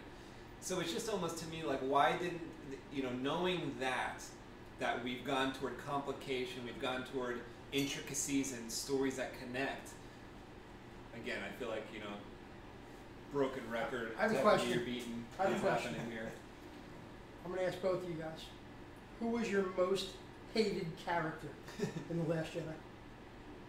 Well, you know, my answer is like bad because it's like social media uproar already for, I think, different reasons. I don't pay attention to it, but I know that the Rose character has been contended, and I know it's happened a lot. How about you? Mine was that ghetto Barney with the green tit milk. Oh yeah, that's the most. That was my worst character, right? I don't even consider that a character. Maybe just to trust you. Who was yours, Luke? I mean, I'll be honest with you. I'm with you, Rose. Rose was a totally non-anything character for me. They should have connected Finn more with Rey to follow suit from the first movie. And they didn't. They pulled him away. The goofball comedy scene of him walking down the hall with the tubes leaking and shit. Yeah. That was like, I mean, that was slapstick comedy. I don't remember slapstick comedy ever being in Star Wars. When Luke got his hand cut off, okay, they show you that he got his new hand with the panel open and he's moving his fingers and you can see, so you now know it's a robotic hand, okay? In the next movie, he holds the saber up and he gets hit with a blaster bolt. So he puts the glove on to cover the hand up. But still, it was real. It wasn't a joke. They talk about being real. You know, none of these people are dirty. Here's the thing. She's got one piece of dirt. She's a mechanic. She's a mechanic. You should be covered in grease. Make it real. You remember the old movies? Yeah. Everything was dirty. Yeah. Like, they walked into the Falcon in this Solo movie. I couldn't believe that. I honestly thought that from the trailers and stuff. You know how, like, in Star Trek, you guys watch Star Trek? Yeah, big time. You know in Star Trek how the ship kind of always gets destroyed? They're always on, like, the next version of the Enterprise. Yeah. When they showed the trailer for Solo, I honestly thought, we're watching a pre-Millennium Falcon. Like, this is the Millennium Falcon before the next Millennium Falcon. Like, because they blew that one up, got another one, blew that one up, and got another. And this is like the surprises in the movie. Like, holy shit, they just blew up the Falcon. No. Oh, no. That's Falcon number 2. We're on Mark 4 once we get. Yeah. Oh, Old okay. shit, new shit. No, they didn't do that. Like, let me fix it for you. Old shit, new shit. That's they all. had this thing so That's what I'm pristine. saying. How did this thing? Did they throw poop against the walls in between that movie and the next movie? That's totally how I feel like they came off. But in this new movie, why is everything so glossy? No one's dirty. They have Rose jumping up and down with pigtails. This was offensive. Like, Horrible. I'm not Asian, but this is offensive. I'm telling you. Like, what are you doing here? You know, Horrible. you have an Asian character here, which is like the first or second one in the whole series, right? You had her sister earlier in the movie, and you're having her jumping up and down. It was offensive. It was. I thought, like, they can't have her doing anything cool. When I mentioned to one of my friends, I'm like, why didn't they have her do anything cool? They said, oh, well, that was left to this, you know, her sister earlier in the movie. She was the hero. She was cool, you know. She tried to save everyone. Oh, like, all right, I can accept that. So she's not that cool, you know. So that's why she looks like this. But So she's like the underdog hero type. But, you know, Or supposed to be. she should be dirty. I didn't Everybody get should be dirty. Everything should be dirty, unless we're on the bad guy ship, which is clean and pristine. I didn't get it. We really weren't lived in here, you know. We really weren't lived in the space. There wasn't characters all around, behind. And it's been like that for the last Couple of movies. except Rogue. Rogue was cool, but Yeah. the other ones, the last couple of movies, they've all been the same thing, man. It's just like hit or miss, and they're missing. Yeah. Well, listen. Enough with the Last Jedi. What else have you been working on? Let's see anything you've been working on now. What do you got going Well, in the one cooker? saber. I didn't really do much in regards to this one here. And actually, I'm blanking on the type of saber it is. I think it's an 89 Sabers as well, if I'm not mistaken. The Anakin Beautiful. Attack I of the love it. Clones. I love it. It's beautiful. So this was like a sort of screen accurate size of the Anakin Attack of the Clones, which I've kind of been after for a while. So a couple years ago, I had sent a request to KR Sabers for the Anakin Attack of the Clones style saber, and he came up with this one in the Plector Pixel style. And so I made the blade for this one. Well, I had made a blade. I sent it to Cal at KR Sabers. We tried to put the saber together with that blade style connector that I had going with an 8-pin connector. He changed that out for me with a 3-pin connector. And then when I got the blade that Cal made, I actually rebuilt it again with the different style strips, which is what is here right now. So again, What did you say? this just has like Anakin quotes and stuff like that. And this is just like my Graflex where like you can cycle through these different blues.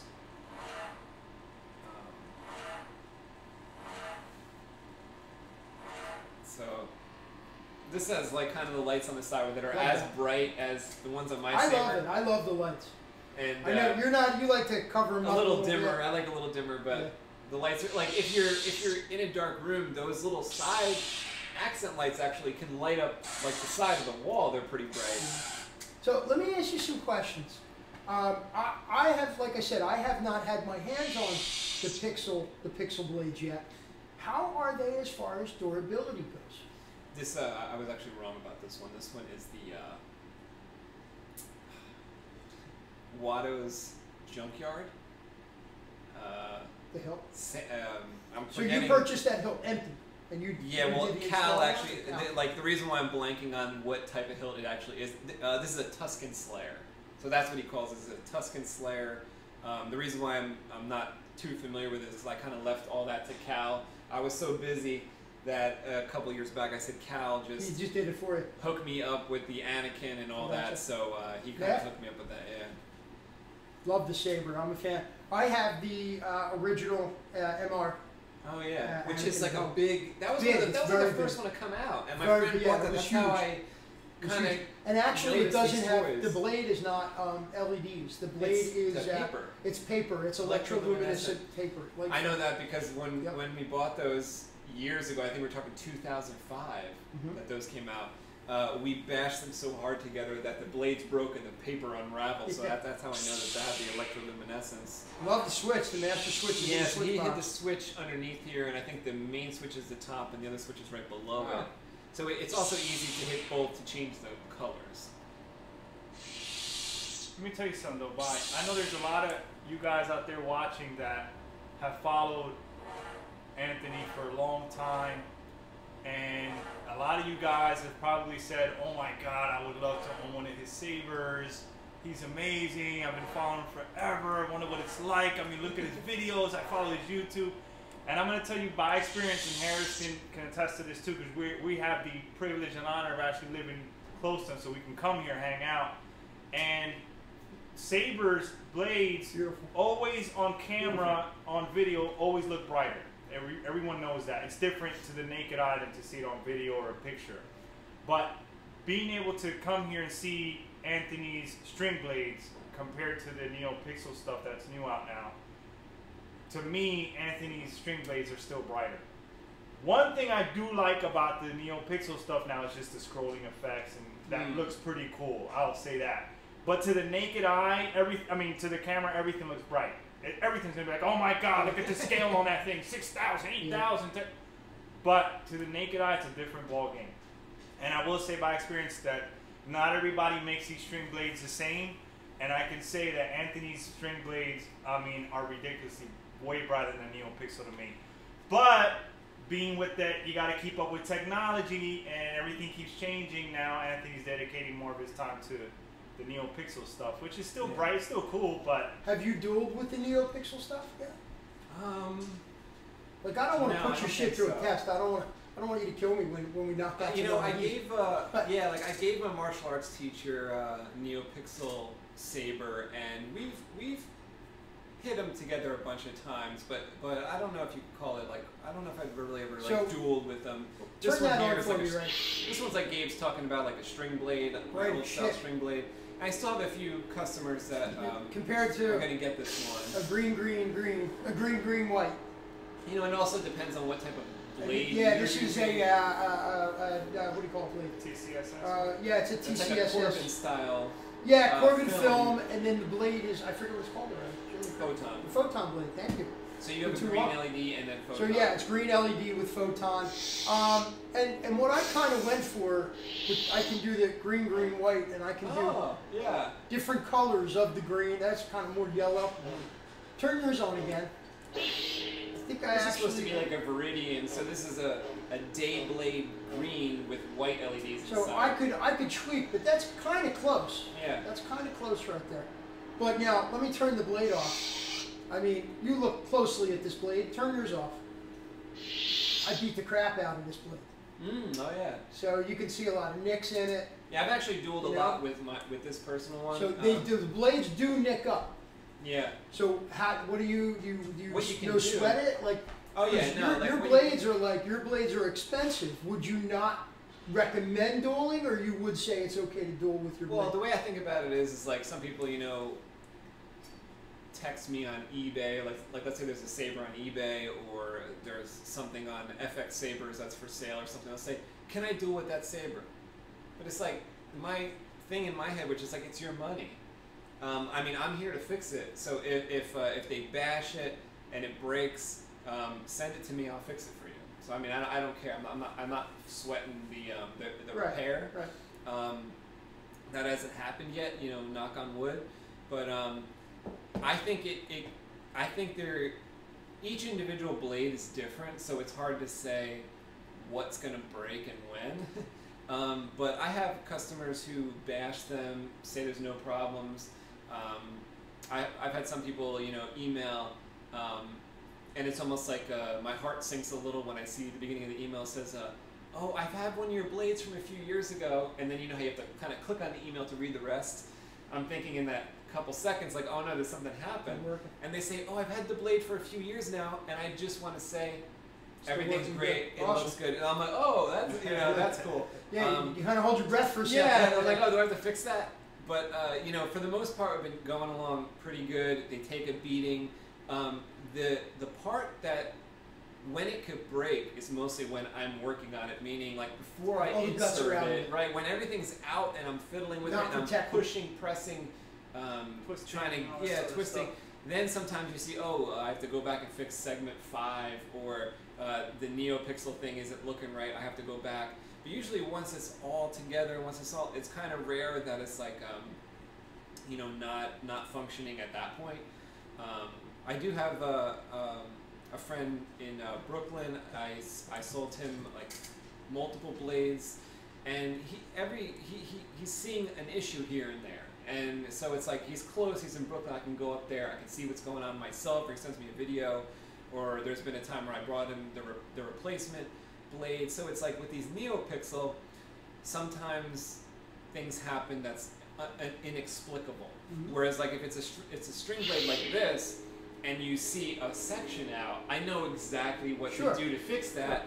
When it's the Neopixel, it's computer controlled. So when something's not going right, if all your connections are right, if all your stuff is right, sometimes it's perplexing as to what's happening. It's not as easily controlled, I guess you could say. But there's, you know, every time you do this stuff, when I was making these string blades day in and day out, I probably learned, like, no lie, like 1,000 tips and tricks that I can use on the next blade. Am I correct in assuming, I think that a 3 LED saber here uses 6 wires. Mm-hmm. For that, you only need 3. Am I correct? For the Neopixel, yeah. For the Neopixel. Yeah, for the string blade, it'd be 8 wires. String, so a little I'm more. talking for Neopixel, it'd be 3, which is really nice and easy. Less soldering work. Right, but the trick seems to be is, and I've gone through hell and back, like figuring this stuff out. It's like the isolation. So when you are wiring your pixel strips, not only can it not be sloppy soldering, but it has to be all insulated. So you have to have, you know, the total separation in the lines. It even matters, like, you know, back in the day, you're making the string blade, or you're you're wiring up an LED. I mean, it's okay if wires are crossing. You know, I mean, as far as the wires running through the saber. The silicone wrap wire. Right. It's okay if they're crossing and all. It's okay if you use like a really low gauge or a really thin gauge.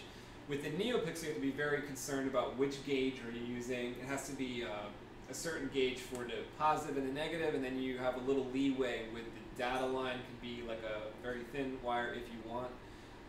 But to have the certain gauge, like a 24 or a 26 on the power lines, and then maybe to have a 28, you could even go with a 30 if you have to on the data line.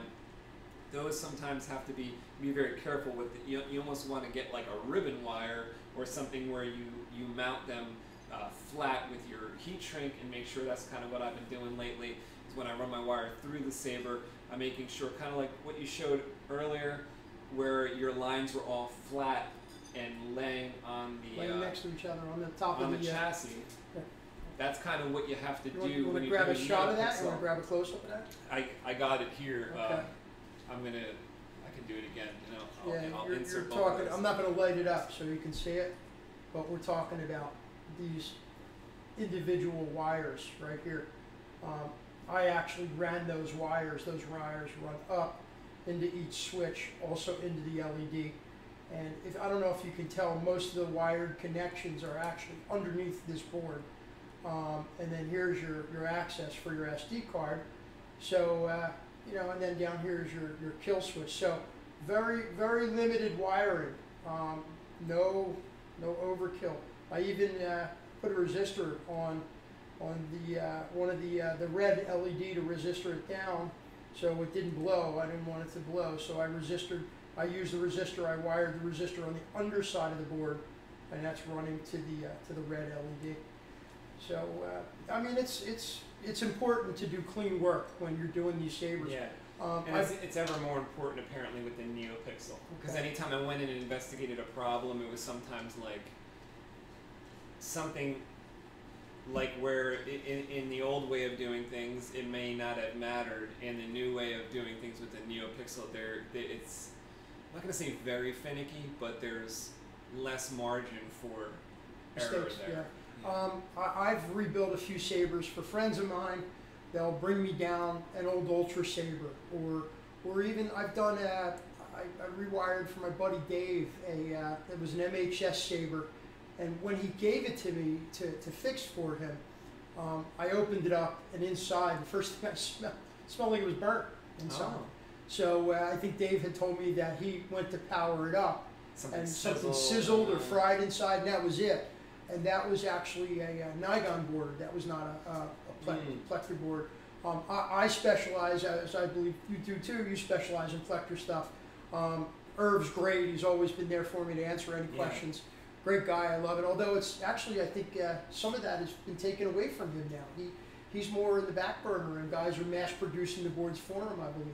Well, I know he has Michael, who is MH Chewbacca on the FX-Saber Forums. He is sort of the U.S. manufacturer for it, so I think he's taking care of, if you're buying it from Custom Saber Shop, it'll be a board manufactured here, I believe, and if you purchase from, like, let's say JQ Sabers or somewhere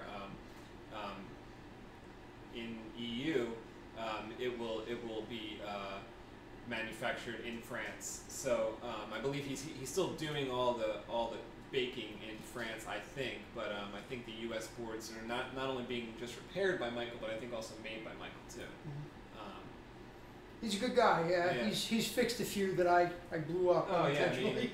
You know, I always zigged when I should have zagged. I know. You know, I had a friend of mine come over. I built a saber for him. We did a Graflex for him, and it was all red, Tim. Yeah, and I pulled the kill key on it, and it went pop, pss, and then the little, I don't know what it is, the little tannish capacitor on the back of the back of the board, it fried. It actually burst. What was and the, it was what like was the sparks were shooting. that? I ran it. I put the positive to the negative. So I did it myself. I fried his board. Yeah. See, I mean, I do stuff like that too. I mean, I have a prism in the drawer that my soldering tip touched the chip next to this, basically the sound amp.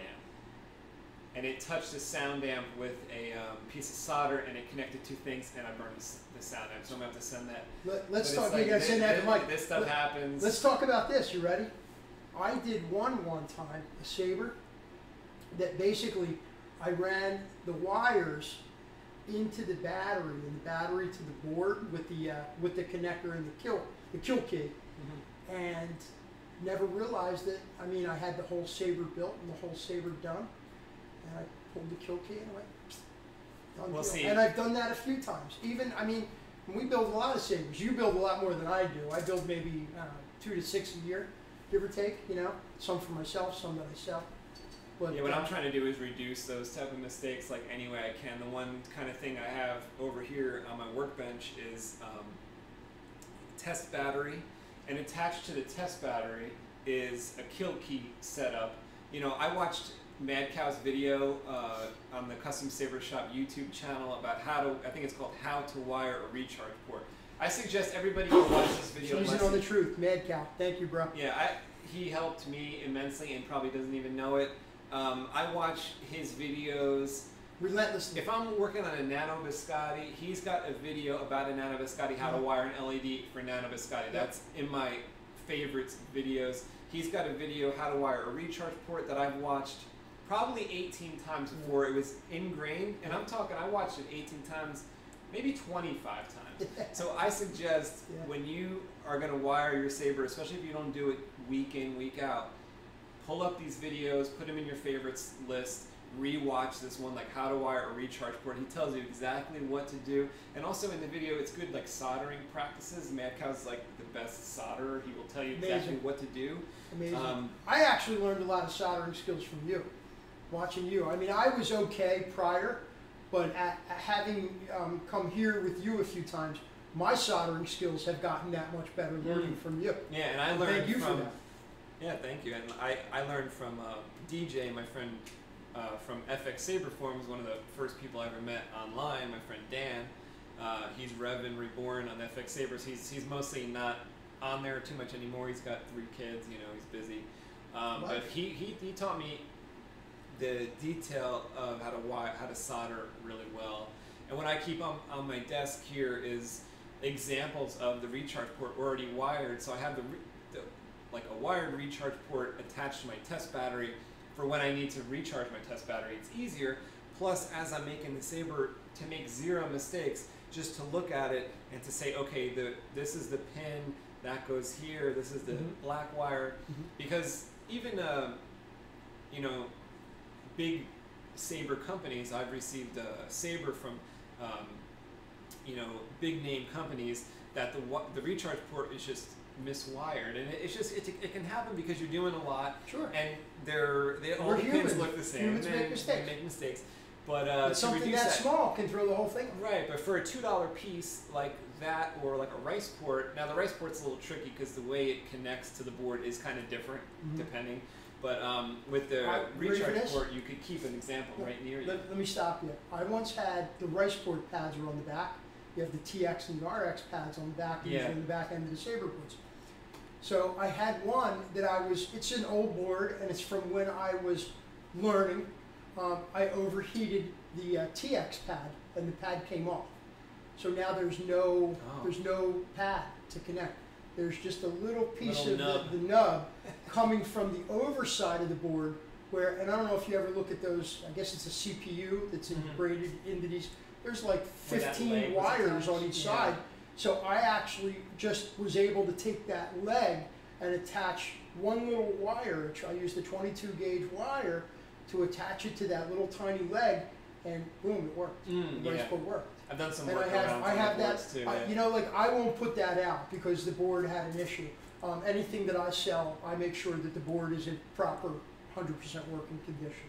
You know, so that's in one of my Sabers, and it works fine. It's great for me.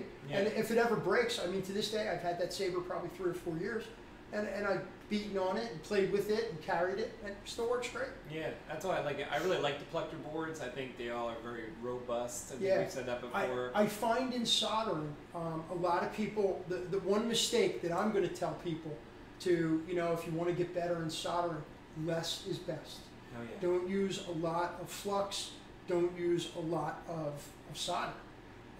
Tin your parts. Pre-tin your board. Let it get cool before, you know. That's way when you have your pad on the board, and your wires tinned already, your pad's tinned. So now you don't need any more solder. You just bring those two together, and that solder flows together and becomes one piece. And I find that is actually much more durable than a wire laying on a pad and a big glob of solder on top of it. That's bad. I also find that, you know, birds' nests inside of Sabers, you know, the wires bend, they kink, you're playing with it, they move. When a wire is short as possible from point A to point B, with the Neopixel, it doesn't move, it stays in place. There's no give. That's what's good about those chassis. Absolutely. I love chassis. Yeah, I love doing chassis. A little bit more challenging, you know. What people don't get, and I like to explain this, like I have friends that call me up and they say, you know, I say, okay, so what do you want to do? You want to make a Saber?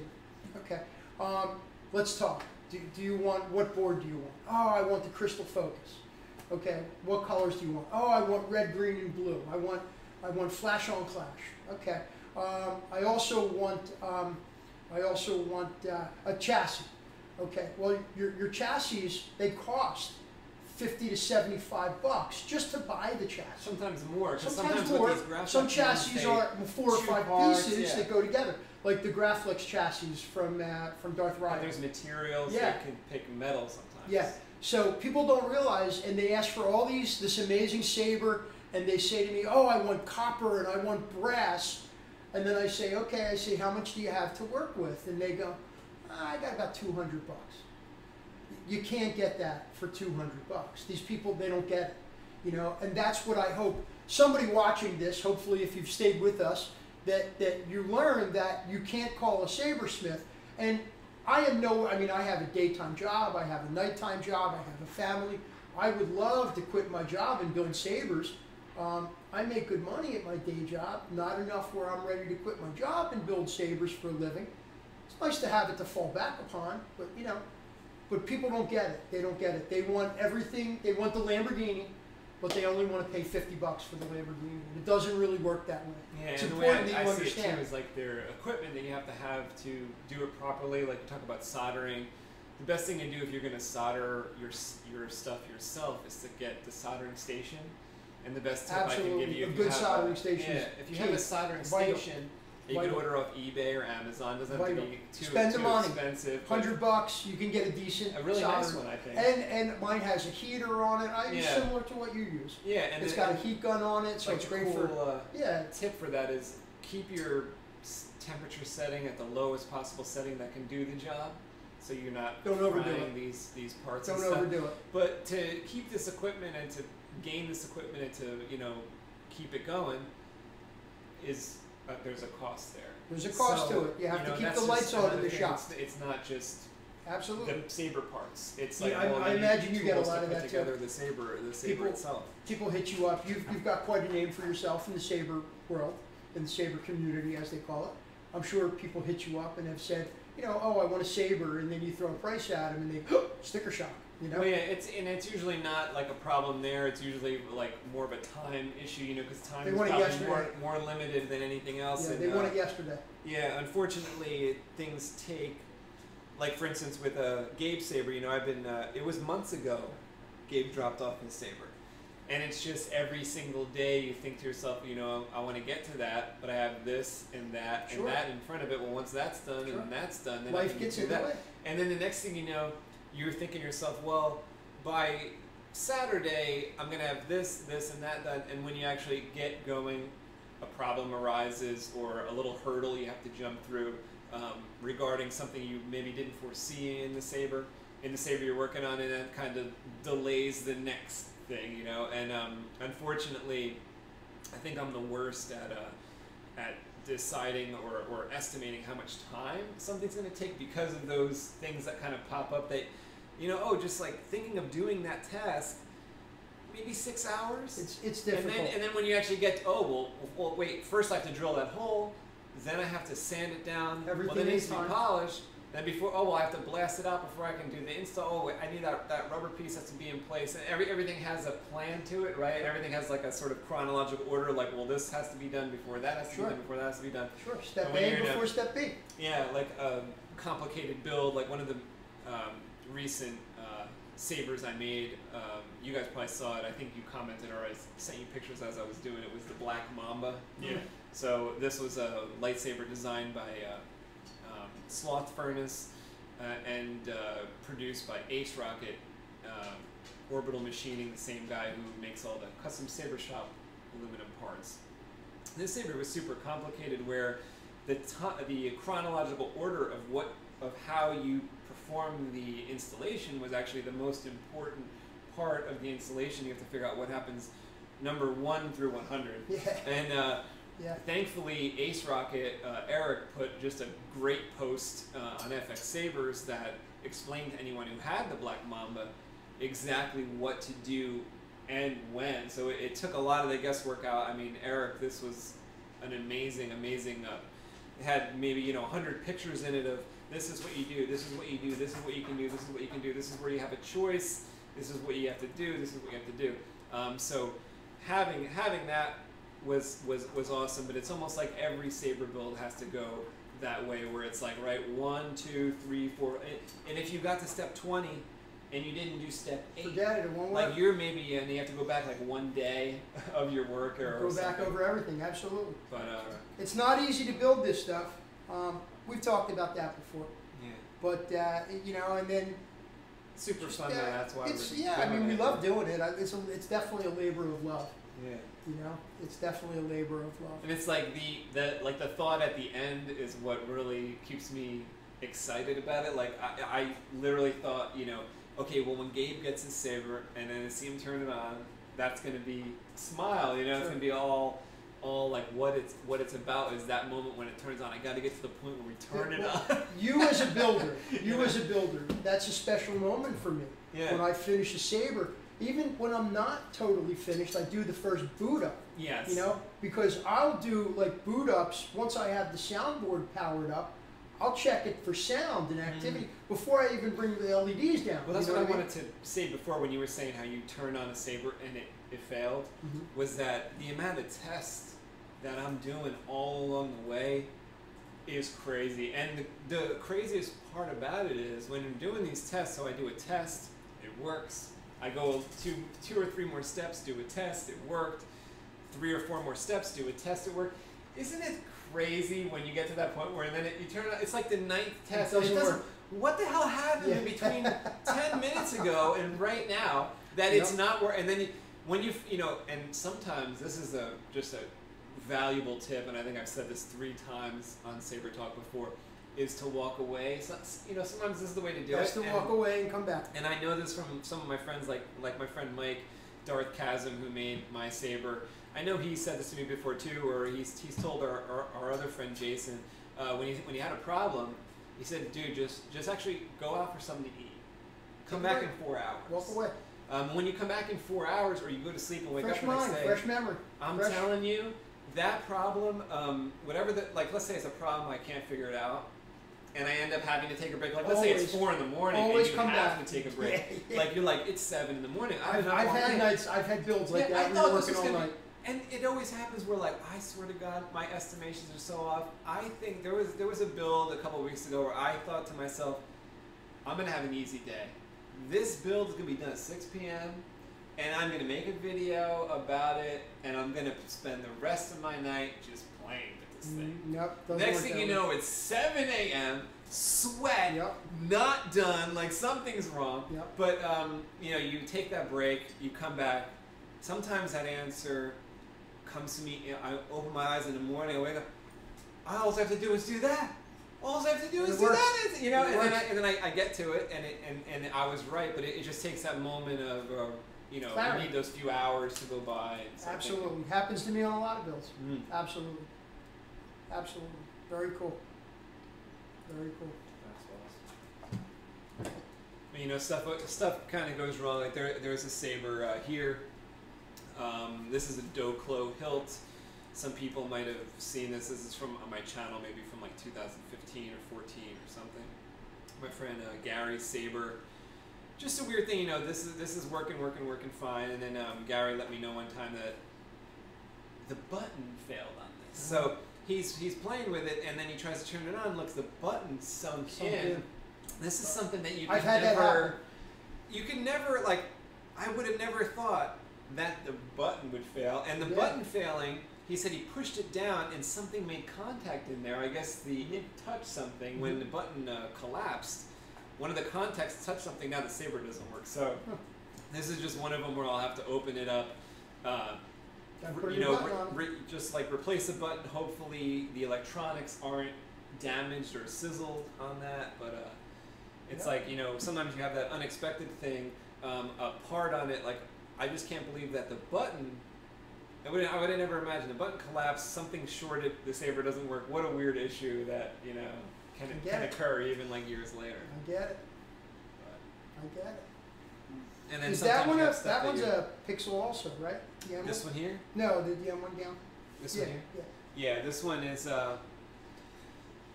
This is a Nocturne Armory hilt, and probably came out 5 or 6 years ago. And this was my friend Timo's saber. We had a Crystal Focus LS installed in this. I've seen this here before. Yeah, I think you probably played with it. And then Timo wanted to change his hobbies out. He kind of went to do more audio stuff, manipulation, and he wanted some audio equipment.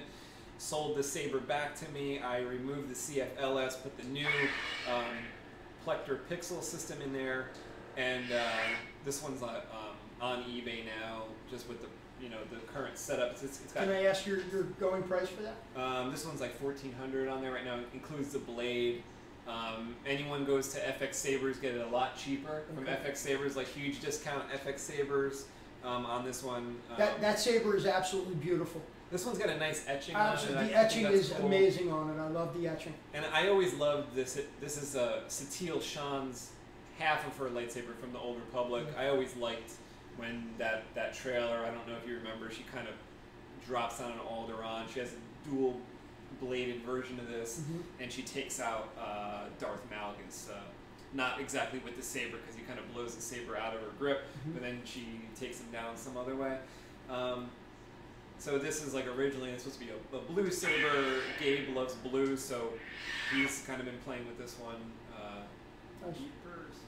Beautiful. While his saber's being worked on. Beautiful, beautiful work. I picked saber. up that Vader's Vault. I picked that I up love this a one. few months ago. I forget the name of it. I don't remember the name of it. Is this from our friend David, the one I met? Yeah, my buddy Dave. He bought it, and I said I liked it, and he sold it. I do like this, yeah. He flipped it for me. Yeah, I bought it. How long is this? Not sure. Never actually measured it. It's about 13 inches. Long, it's a nice thickness. Yeah, I like the thickness on it. Really cool. It's got a. It's loud. Yeah, it's got a not a crystal focus. What is it? It's a nano or crystal shard? Crystal shard. Crystal shard. I forget. I don't even remember what. I didn't do anything to it. It's the way I got it. Thinness to it. Yeah. It seems like Dave would like it because he likes the red. He likes the red blades. He's very sicky. Oh wait, so is this the type that it stays red or it changes? You can change it. The button is here, and then flip it over to the other side, and it'll go from red to white. Oh wow, cool. Yeah, so you can make a white. I like that. Or vice versa. So I haven't done anything to it. The only thing I did for it, I made the thumb screw. Okay. I made the thumb screw. It's like a bike valve. It's a bike Presta valve. I cut the bike Presta valve in half, and I added the. That's a like a what do they call them? A little cylinder, a little from like an earring. Do you like this style? Is this your style? Yeah, it's pretty cool. I like the sleekness of it. Very durable. I've fought with it a few times. Yeah. Originally, it didn't have the knob in it. It had an Allen key. I hate Allen keys. Oh yeah. I don't like carrying Allen keys. Yeah. Whenever right now we're wearing our costumes like all these pockets, and it's no problem obviously if you have all these little pockets. I got plenty. But even still, I don't like it either. So I don't like carrying. Yeah, on all my sabers, this Graflex has your blade screw, thumb right? screw. My personal saber has a thumb screw. Basically, every one that I'm making, I try to tell mine my too. customer I have the thumb screw. Something you could turn. This one does not have the thumb screw. This has the. Sometimes you can't get away from that. Yeah, because I didn't want to lose the screen accurate imageness. Yeah, it's very cool. A couple guys, I don't know if you saw this. SpaceWindu saber was actually engraved. It said right here. It said BMF for bad motherfucker. Shameen was having some etching done on a saber. He did one of these also. Very cool. Very cool. BMF. So that's real screen accuracy, Yeah. And it's definitely the right hilt, the thickness, the size. It's awesome. It's very intuitive. The buttons are right here. Very cool. That is cool. And I like how the buttons are like hidden. Yeah, the buttons are part of these. They're under these bars. Yeah, the MR version was so out of whack as far as the size. Even still, I like the MR version, but this is like fits in your hand great. Yeah, this is it's really nice and smooth. Got those rings right there in the middle. Feels good. This is actually a shelf queen. I don't fight with that. I love it. It's like that's going to be a family heirloom. That's so nice. I don't fight Is your with Star that. Killer still around? Yeah, I still have the Star Killer at home. Is that needs- operational? Still works great. The only problem I need to deal with it, and I'll eventually get to it. You remember the LEDs inside that light up the crystal? Mm-hmm. The red is going bad. Oh, okay. It Did you could have be like a because- full-size LED in there? Is that At what one you- point I did, but I think that ended up frying the board. It was too much power for Right. the board. So you helped me rebuild that, and when we rebuilt it, we just went with a standard little 3mm Okay. red, green, blue. What's the board in there? So it's a crystal focus. 9? I think it's an 8. Okay. I think it's a crystal focus 8. Because you know what we should have And- done actually at the time? What we should have done is made the crystal chamber LED, the full-size LED, a trident. I know Oh, now, right. but I didn't know then. They didn't. Where I don't know if they had trident when I built okay. that. I 'Cause don't know if I that was thinking if the trident was available on Yeah, the board, you we could've should have used done that trident because to that would have bring that handled in. the power. Yeah. I don't think that crystal focus that I had has the. I could be wrong. It's. Mm. I think I built that before the first movie came out, so nobody had seen that. Okay. The Trident feature, yeah, the Kylo Ren saber. For Trident, what he's talking about are the side prongs that come out on the Kylo Ren. Yeah, so it's like a delayed power on. So when you get the power on, if you had a comes on first. trident and then the font crystal. would also have a separate ignition for the side, you know, for the side things, which would just mean that crystal chamber thing would just come on a second later. But all that's tunable inside the RICE settings or the Correct. SD card settings Yeah, anyway. the only thing, I've had my Star Killer about 2 years now. I really love it. I don't think I'll ever sell it, although a couple people, I think Texas Custom Sabers and JB Gazzara, I think is his name. Nice guys to talk to online. I think they're both doing some Star Killer versions now on their websites, and you can buy their empty Star Killers. And basically what they're doing is they're creating a Star Killer from a Graphics 2.0. They're taking it, they're cutting it out, and it also has that grip center in the middle. I like so that. when they Yeah. cut out that grip center, they hollow that out. You get that shrouding off the back end. I should have brought my Star Killer. I just didn't think of it tonight. Yeah, it's still home. Love it. That's awesome. Still holding Nice strong. hefty saber. I like the size of that. Beautiful. It's a little big. It's about 13 inches long, and it is MHS V1 material. Yeah, actually, for the next So- one, I don't know if this is possible. Have you checked out? I just got some parts to make my first V2 lightsaber. So, customer hit me up on FX-Sabers and asked me for some kind of unique. You know, he's into Imperial Knight, and he wanted a little more of a unique Imperial Knight style saber than what's available out there. So, just kind of like a custom Imperial Knight. So I designed him a custom Imperial Knight in a sketch, but it utilizes the V2 parts because so we end up with, after the shroud is on it, it's still relatively thin, you know. So I actually got those parts and I started working on that. So it's my first, you know, I had to get a special tube to kind of be the sleeve material because I don't think sleeve material is available on Custom Saber Shop for that. I didn't don't see it. offhand. I don't recall it. So what I did was I just this measured is- and I ordered something off This is Amazon. actually sleeve material, not from TCSS. Mhm. Tim was gracious enough to let me know what to order. Oh, cool. I suck at the sizes, Mhm. but Tim was gracious enough, and I went out. I found it online, and That's I ordered. cool. So this is actually the lower piece. This was a bigger piece of shroud material that I had, Mhm. but this piece down here was some V2 shroud material. It's a little thin for my liking. If Yeah, I you saw notice. that. I saw It's that. a But little I think thin, it works for but the it works for the Kanan. Yeah. Yeah, it's interesting. It can work for it. You know what this would be good for? Any type of saber, if you ever do one that like that Obi-Wan Kenobi, the Phantom Menace, have you ever seen one of those that has like the door that kind of swivels out? Yeah, that This would be a opens good material to kind of either Yeah. make a door out of it or Thin make door. something that slides Yep. around. Especially like this material in a V1 handle could maybe slide. You know, if you Right. had the right materials for that. What do you think of the length of that? Do you think it's Oh, cool? this is You- great. Yeah, you don't think I Yeah. should? I was thinking about getting a longer main body to it. Oh, I like this. I No, think you this like is that good. the way Yeah. it is? You really like the proportions. And because I've been noticing for it with the Plector Pixel stuff or any of the Pixel stuff, is that you can go a little smaller with the dimensions of what needs to be installed because you're kind of flexible with the battery choices and the boards are just getting smaller and smaller. Gotcha.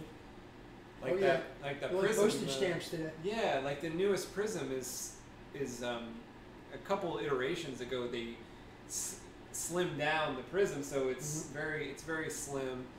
It fits in a lot of places, especially in like V2 stuff. It'll fit right in. Cool stuff. Cool stuff. So do you want to show everyone how to? We'll make a separate video. Yeah, how to do a blade for yeah, we'll this. kill it. We'll I wouldn't mind taking a leak. You didn't just pee while we're sitting here like I did? No, you peed back here? That's what that bucket's for? Yeah. All right, Smoke it up, man. Let's smoke it up. We will go do that video. So we're gonna do that. We're gonna put together. Let me run off camera here a second. So here is my blade supplies, and we're gonna build a 7/8 standard blade using TCSS supplies. Something simple for you guys.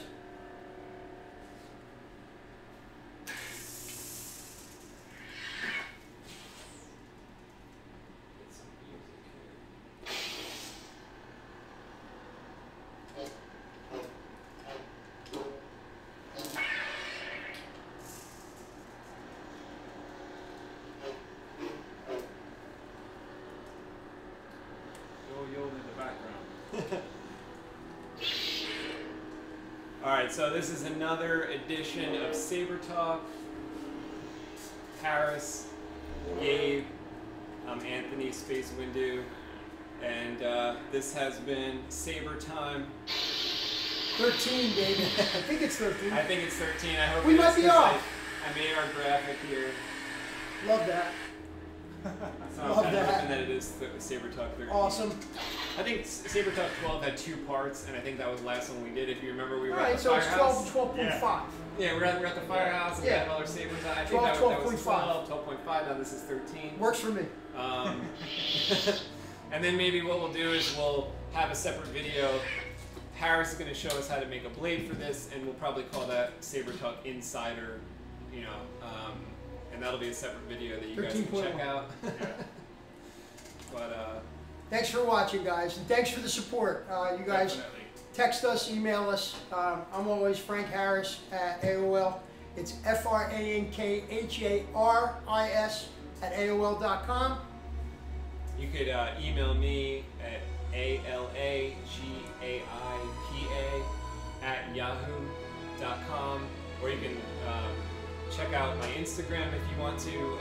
That's SpaceWindu, and I'm always showing like pictures of the builds I'm doing and stuff like that.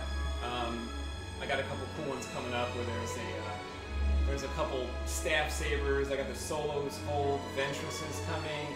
I have a custom staff that's almost ready that's holding up Gabe's saber over there. I have a bunch of people that have been waiting a while and their sabers are coming, so I have Be patient. He does amazing work. It's worth the wait. I got an Obi-Wan, real nice one that's come in, a couple Obi-Wans actually, and a few Graflexes too that are being done at the same time. Nice. So look forward to those. There's a couple really special ones. Nice. We'll see them in the next Saber Talk. Yeah, definitely. How do they contact you if anyone wants to? Yes, I'm not a sabersmith.com, and I wish I could be like them.org. Yeah, I'm on Facebook. Gabriel Munoz, M-U-N-O-Z is the last name. You can always find me on there if you can't reach Heshi for any reason. We always keep in contact, so it's always great to be able to do these shows and just talk sabers and everything we can think of on these talk shows. And overall, it's cool to know that there's a community out there that's supporting this and supporting, you know, sabers and everything, all things Star Wars. And it's cool to connect with everybody.